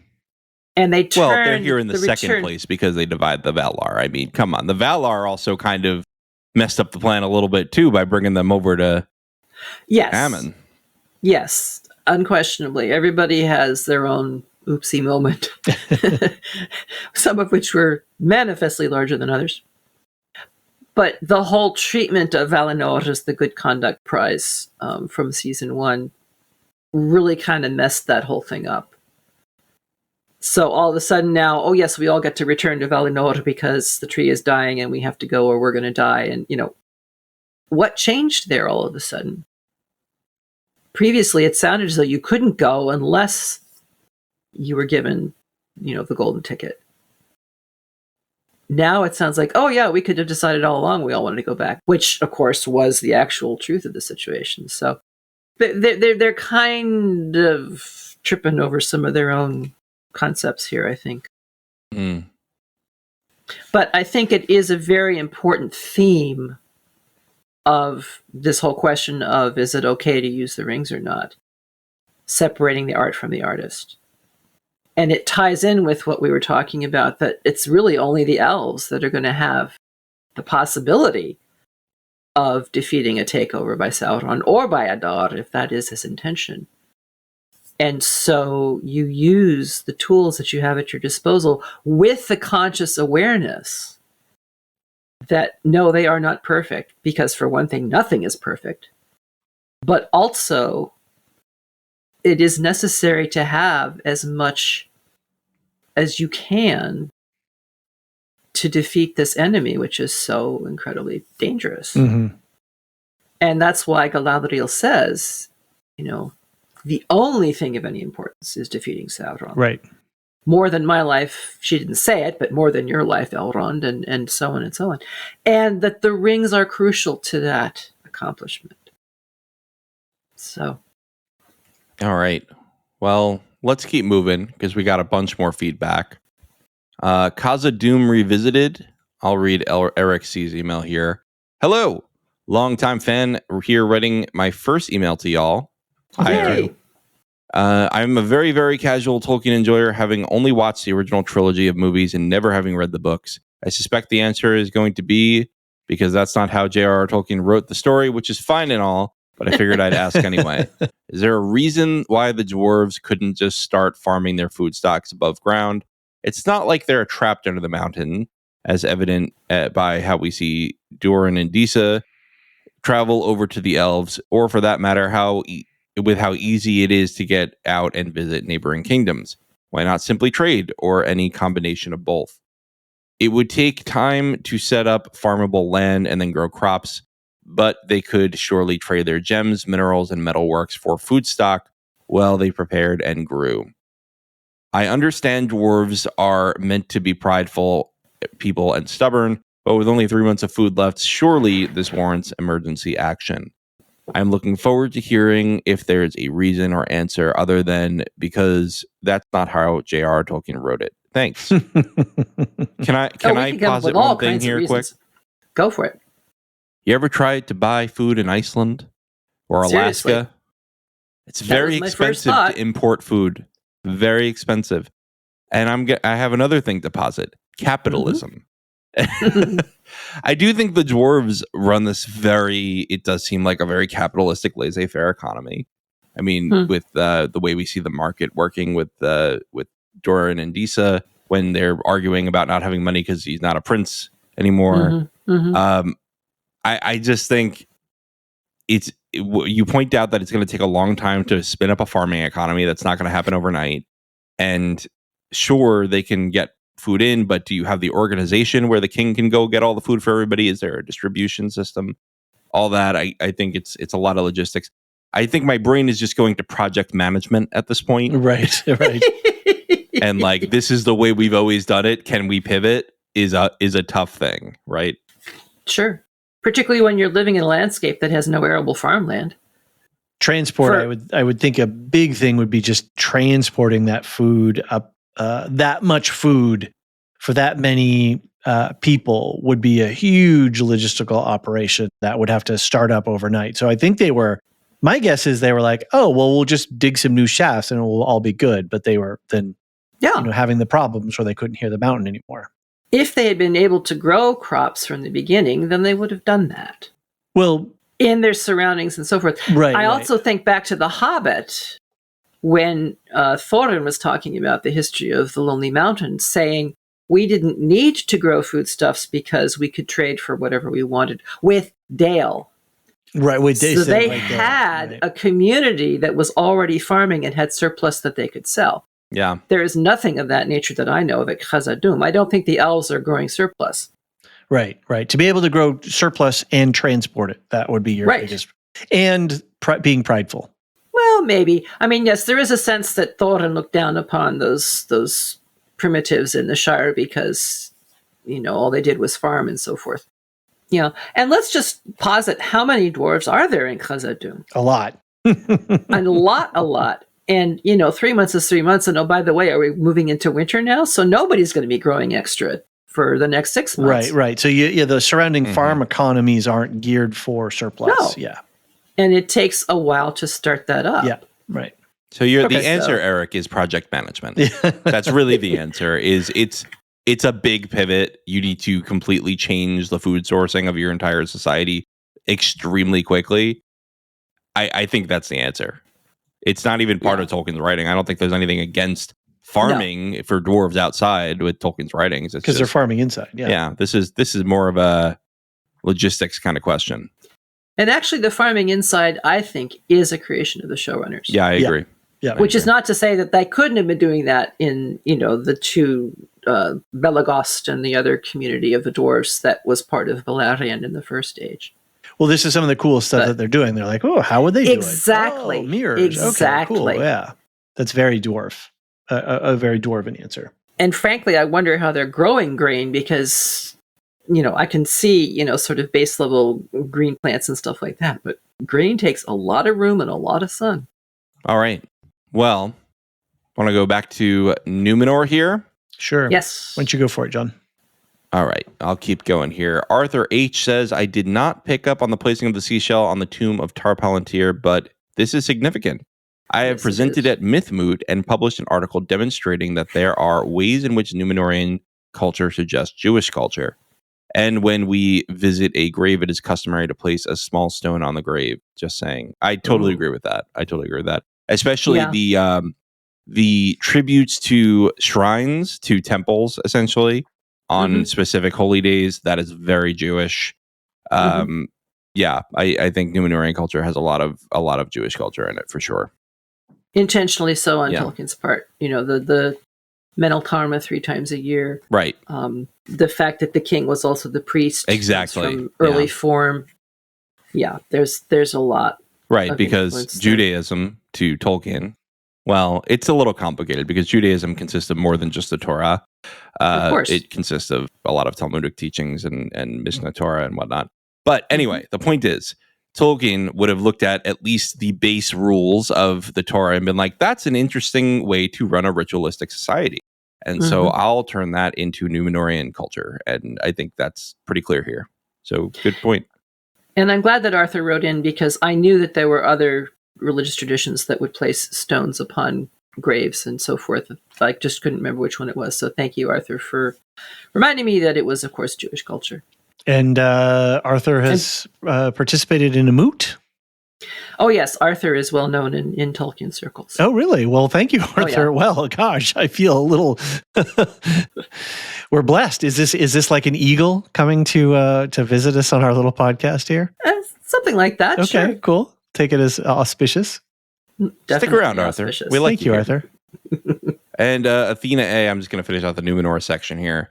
Said, it looked like the eagle was looking in Muriel's direction, and then Pharaoh's supporters were quick to twist the eagle's presence to suit their agenda. Listen, strange eagles flying on balconies is no basis for a system of government. Supreme executive power derives from the mandate of the masses, not from some farcical avian ceremony. Bravo. Brilliant. Bravo. Brilliant. But in all seriousness, it is interesting to see an eagle so boldly present in the episode with Numenor. If I recall, in the Silmarillion, eagles were indicators of approval from Valinor. Yes, that is correct. And eventually they stopped coming so often, which makes sense because, Pharazôn says, right? He's like, oh, it's been a long time and you don't always get an eagle. Mm-hmm. Mm-hmm. Yeah, that was a really chilling moment. The twisting of the religious into the political. Yeah. And someone taking quick advantage of it. And interestingly, it wasn't Pharazôn himself, but he had the nous to know that he couldn't do it himself. Someone else had to make that play. He had his friend do the slow clap, getting into the audience right there. Right. Oh, boy. All right. We got a voicemail from Vanessa. You want to listen to that here? Yeah. About Tolkien's real life and his writings. Here we go. Hi, everyone. This is Vanessa from San Jose. I think I finally figured out how to get the voicemails to you. I had some problems with House of the Dragon, but I think I nailed it this time. So anyway. Indeed you did. Just welcome back. I'm so glad to hear you guys again and to be in Middle Earth with you all. And I'm just really enjoying this season.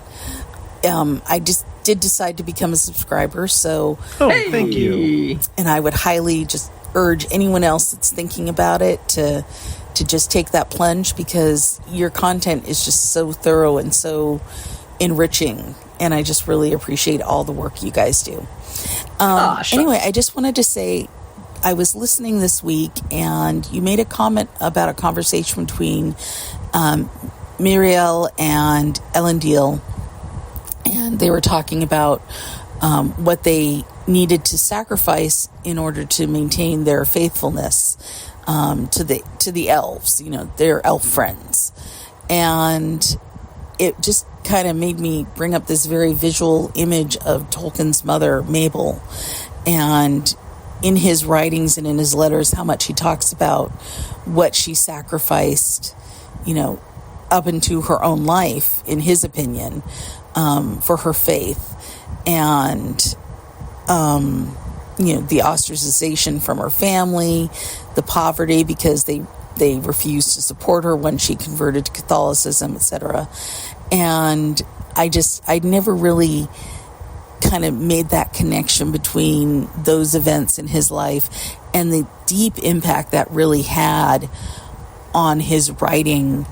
And until you made that comment, and it just kind of just really hit home. Oh, wow, that's, that makes perfect sense now. So just, thank you for that insight, and I look forward to listening to more podcasts and more lorecasts, and have a great week. All right, bye-bye. Thank you, Vanessa. That was a great. It's great to hear from you. Finally, yes, I recall the troubles in House of the Dragon. So yeah, I'm glad you made it. Thanks for being a subscriber, and thanks for keeping calling in. I love this connection, and I think it applies to with the Isildur stuff with his mother, right? Mm-hmm. Yes, because Tolkien definitely. I don't recall the exact language, but there's a letter or something where Tolkien says basically his mother was just so lovely and gave all herself to her children. Mm. Yes, she killed herself out of devotion so that her children could be brought up in the faith. Yeah. Yeah, it's a great connection. I just curious about your wording there. Killed herself. You meant like she went over. She worked herself. She overexerted. Yeah. No, she did not commit suicide. I want to be clear on that. There was no self-harm. Yeah. No. She had diabetes. As a Catholic. Yeah. Right. Which in those days was not treatable. Right. And if you can't, not being able to take care of yourself with that condition at that time would have been very hard, I think. Yeah. No glucose monitoring and all this kind of stuff. Right. Yeah. And they didn't live in squalor, but they definitely lived in penury. And meager. Meager. She had to do a lot of work, and she was teaching the boys and trying to get them into school and so on. And so she's the one who taught Tolkien language, right? She was with him all the way. And I really like this. So thank you, Vanessa, for bringing this in. The whole buffalo. So who wants to go next? We've got some really deep lore speculation. Marilyn? Sure. Matthew J. writes in about a particular term that I stumbled over. Oh, I did too. I did. See, that's why I'm trying to use extra Elvis tonight, because I got to make up for the fact that I missed Susan. Matthew J. writes, RE Season 2, Episode 4. Pretty sure Suzat is the Westron name for the Shire. Shire? Suzat with the T suffix as the definite article. In the common speech, a Suzat refers to an independently organized district, especially one around a local capital. The word seems to have been used in Gondor for any of the main divisions of the realm, Lebanon, Ithilien, and so on. Its most famous use was for the land of the hobbits in the northern parts of Middle-earth, west of Bree. For this region, the name Suzat I was translated by Tolkien into a much more familiar form, the Shire. Yeah, this gets in with Tolkien's whole creation of his frame narratives, that what we read in Lord of the Rings is an English translation from a text which was written in Westron, which was based upon the Adonaic language of the Númenóreans, that was transformed over time by the ones who settled in Middle-earth. Every time you think, oh, this is just a cool sword and sorcery sort of story, it's like, no. He actually, not only did he invent languages, he invented the histories of languages. Bring out the begots. Yeah. Right. My Lord. And I don't think I'd ever seen it with the T on the end. I'm pretty sure I had seen the SUZA, and it kind of rang a bell, and I didn't listen closely. So it's also really hard when you don't have subtitles, right? Like you had the spelling of this when you got the public episode. We did not have the spelling. We just got Suzat. Yeah, and if we can't hear it, yeah. So anyway, so I think we talk about it maybe in the next episode a little bit. But basically, Matthew J. has got it spot on. Yeah. Excellent explanation for how that all came about. Thank you. Marilyn, you want to do the next one too from Arthur? Sure, again? Because David said, let's get more Arthur H. Here you are with more Arthur H. It just magically appeared. It's in the document. Wow. In the review of episode 3, there was a discussion of the manufacture of the Palantiri and how Gandalf said, maybe Feanor. Looking at the Silmarillion, I recall a discussion of all the stuff Feanor made, including things, I don't remember if they specified gem or stone, in which things far off could be seen. I think that's highly suggestive. And the law firm of Gothmog, Shelob, Angmar, and Gothmog keep mentioning something about patents. That's pretty That funny. is classic dyed-in-the-wool Arthur H. Okay. Oh, that's good. Now I you like that. see That's the my full sense of character of the humor, man. I hope, Arthur, you keep on writing because we will definitely enjoy hearing from you. We've had a couple of good zingers from the folks tonight, so keep them coming. Yes, we have. Yeah. Keep them coming. It makes reading through the feedback stuff a lot more fun when we get a zinger or two. You get one internet point per chuckle. Let's see. Now we start counting chuckles. All right, Ed74. David, you want to close us out with the last couples? Sure. Ed74 on the Patreon. Here's a puzzler I just conceived about Luthien. Melian put a bunch of her own power into Thingol, rather like Sauron putting his power into the ring, right? That's why Thingol becomes so powerful. I think he's described as appearing as a lord of the Maiar. So then, after Melian empowers him, they've got a kid, Luthien, who's a Maya-Elda hybrid. But Thingol is full of Melian's power? ? So is she more than mothering, but kind of projecting herself into an earthly form, not on the terms of identity or personhood, but as far as the characteristics?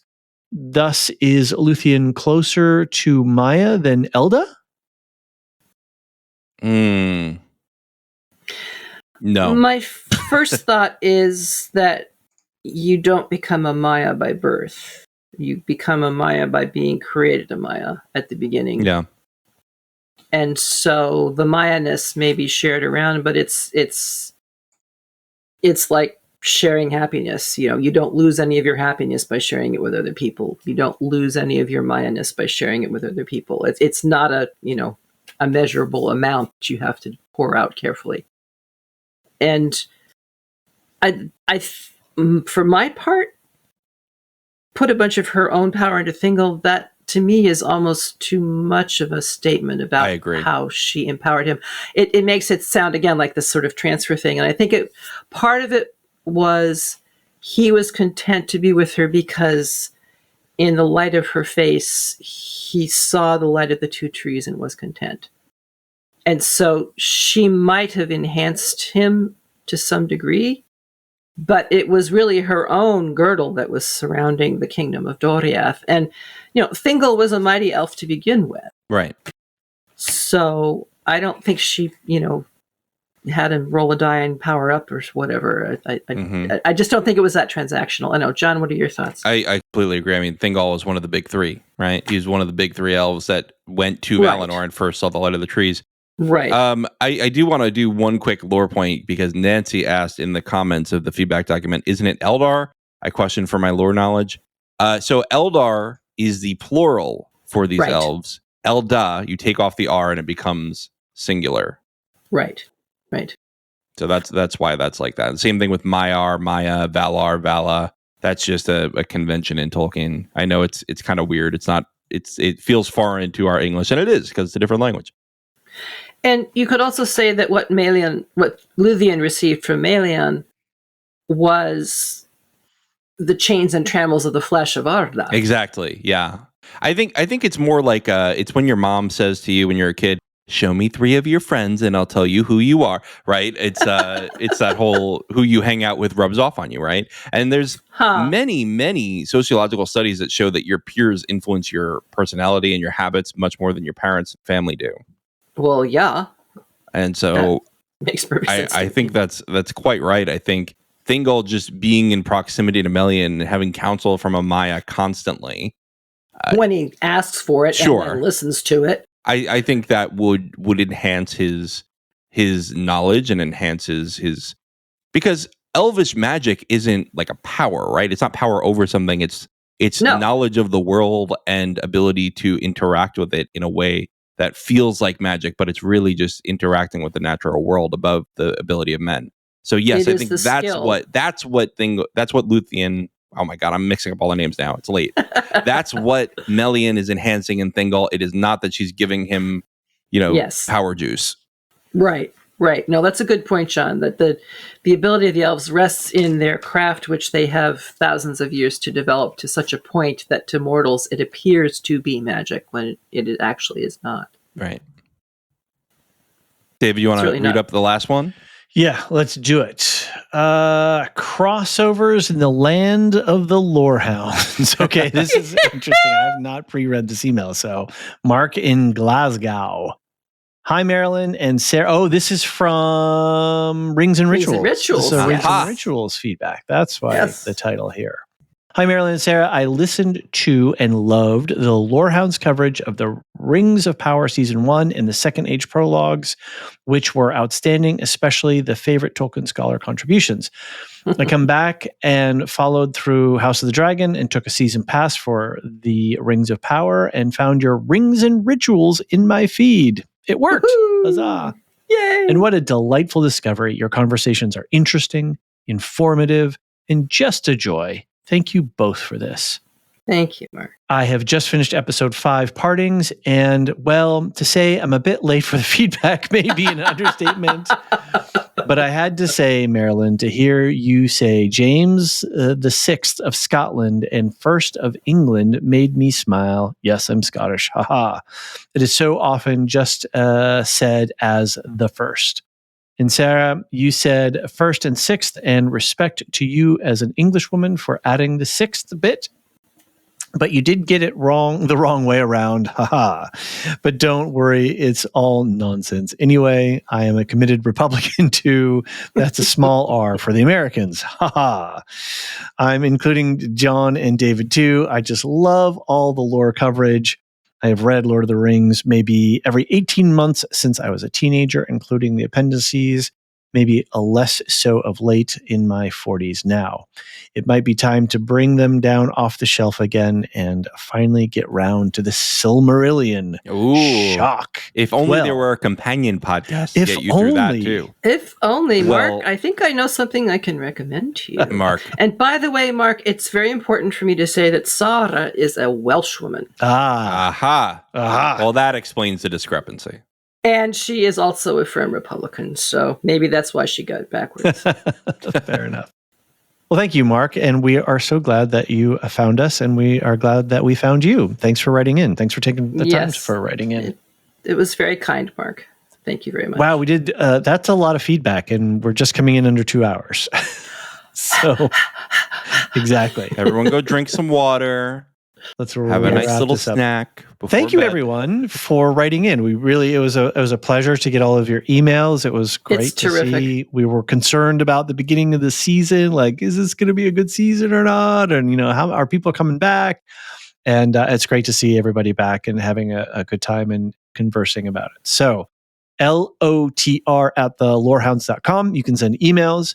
You can use the voice memo app on your phone and record yourself, and you can email it to that address, or you can go over to our website, use the contact form, and there on the contact form, on the contact page, there's a contact form as well as the voicemail tool. Also super easy to use. And again, we invite you to the Discord. We have channels set up there for all the different shows or for the different episodes for the show and all the different things that we're covering. John, besides, and the thing we didn't really talk about was season pass and show guide, but we'll talk about that on the main podcast. We don't need to sell you guys anything. Sign up if you want the Lorecast and the show guide. Yeah. That's basically the deal. In the show notes. Hear me read poetry. Exactly. Absolutely. Yeah. Don't miss it, folks. John, what do we got on our outro notes? Well, we are launching a new podcast this week. So I believe the same day this launches, you'll be able to listen to the first 3 episodes of Nevermind the Music. That's a new, very Lorehoundy podcast where they dive into the music and psychology of different artists and songs. It's really, really cool. It's a very unique podcast. You can check out, I believe, the day before this comes out. I can't figure out when things are coming out. Check the feed at some point. Just check out. Well, we have a Tuesday the conversation with them. Tuesday the 10th. That conversation, our interview with Mark and Nicole, will be on the Lorehounds main feed. Exactly, and their feed will be live, and there are links in the notes below. Right there, you go. Very cool. All right, and also on the main Lorehounds feed, Alicia and John are going to be doing a preview podcast of Agatha All Along, which is coming out in another week. So check that out. I think that'll be out around Friday. Then also check out on Alicia's Star Wars Canon Timeline feed the conversation with her and Marilyn on the myths of the Old Republic. Yes. Very cool stuff. John, something we keep forgetting, we've been a little bit neglectful of, is the blog. Oh, yeah. Yeah. On our website, we have a blog. So if you, dear listener, are somebody who likes to write and has something to say, we welcome submissions. Go to thelorehounds.com, go to the link for the blog. And there's I think the first blog post by our editor, Brian8063, one of our mods and Lore Master subscribers and just a great friend of the community. Mm-hmm. And he's there waiting for your submissions so you can send in stuff, especially if we've got stuff about Lord of the Rings and Rings of Power stuff. We would love to have that on the blog. We've got a bunch of great articles on there already. So please visit the webpage. And then on the Discord, there's a channel for the blog as well that you can talk with folks about. So please, we would love to have your submissions. And there'll be submission guidelines on that link. Yes, exactly, on that first blog post. Yep. Very cool. How to do it. Thank yous, David. Sure. Do you want to do them? Yeah. All right, I'm going to give you very energetic music because it's late. Okay. Nice. To our Discord server boosters, Gnarls, Aaron K, Tiller the Thriller, Dork of the Ninjas, Doof71, Captain Gingy56, Athena Agilea, Adrian, Tina, Lestu, and I believe Nancy just boosted the server as well. Gosh, yes, Nancy, she did. So generous. Huzzah! So we're at level 3. Oh, and Ghost of Partition also just boosted the food. Really? Server. Yeah. Well, thank you. We don't have our document updated, so we'll get that updated. But thank you, Ghost, and thank you, Nancy. To our Lore Master subscribers, these are our regular monthly subscribers, or they pay annually. And they're our top tier subscribers, and they really are the cornerstone of our publishing empire.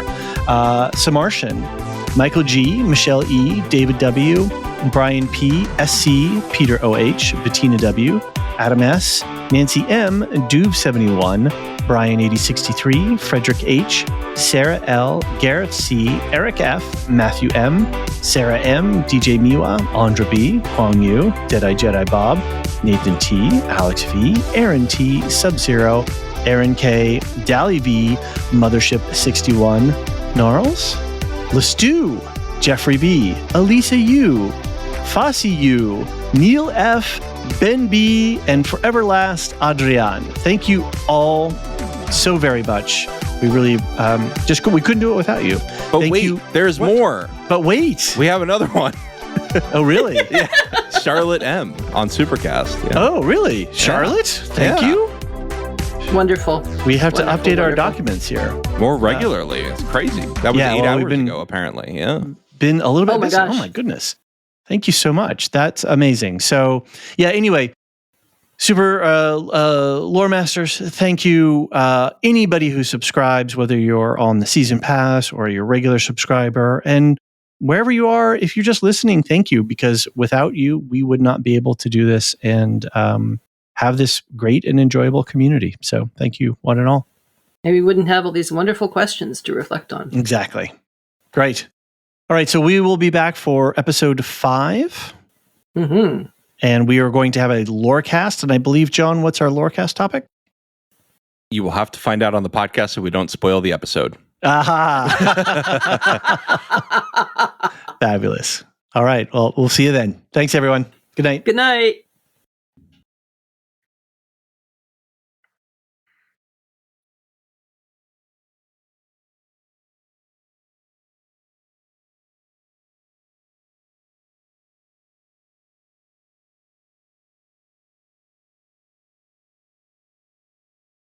The Lorehounds podcast is produced and published by The Lorehounds. You can send questions and feedback and voicemails at thelorehounds.com/contact. Get early and ad-free access to all Lorehounds podcasts at patreon.com/thelorehounds.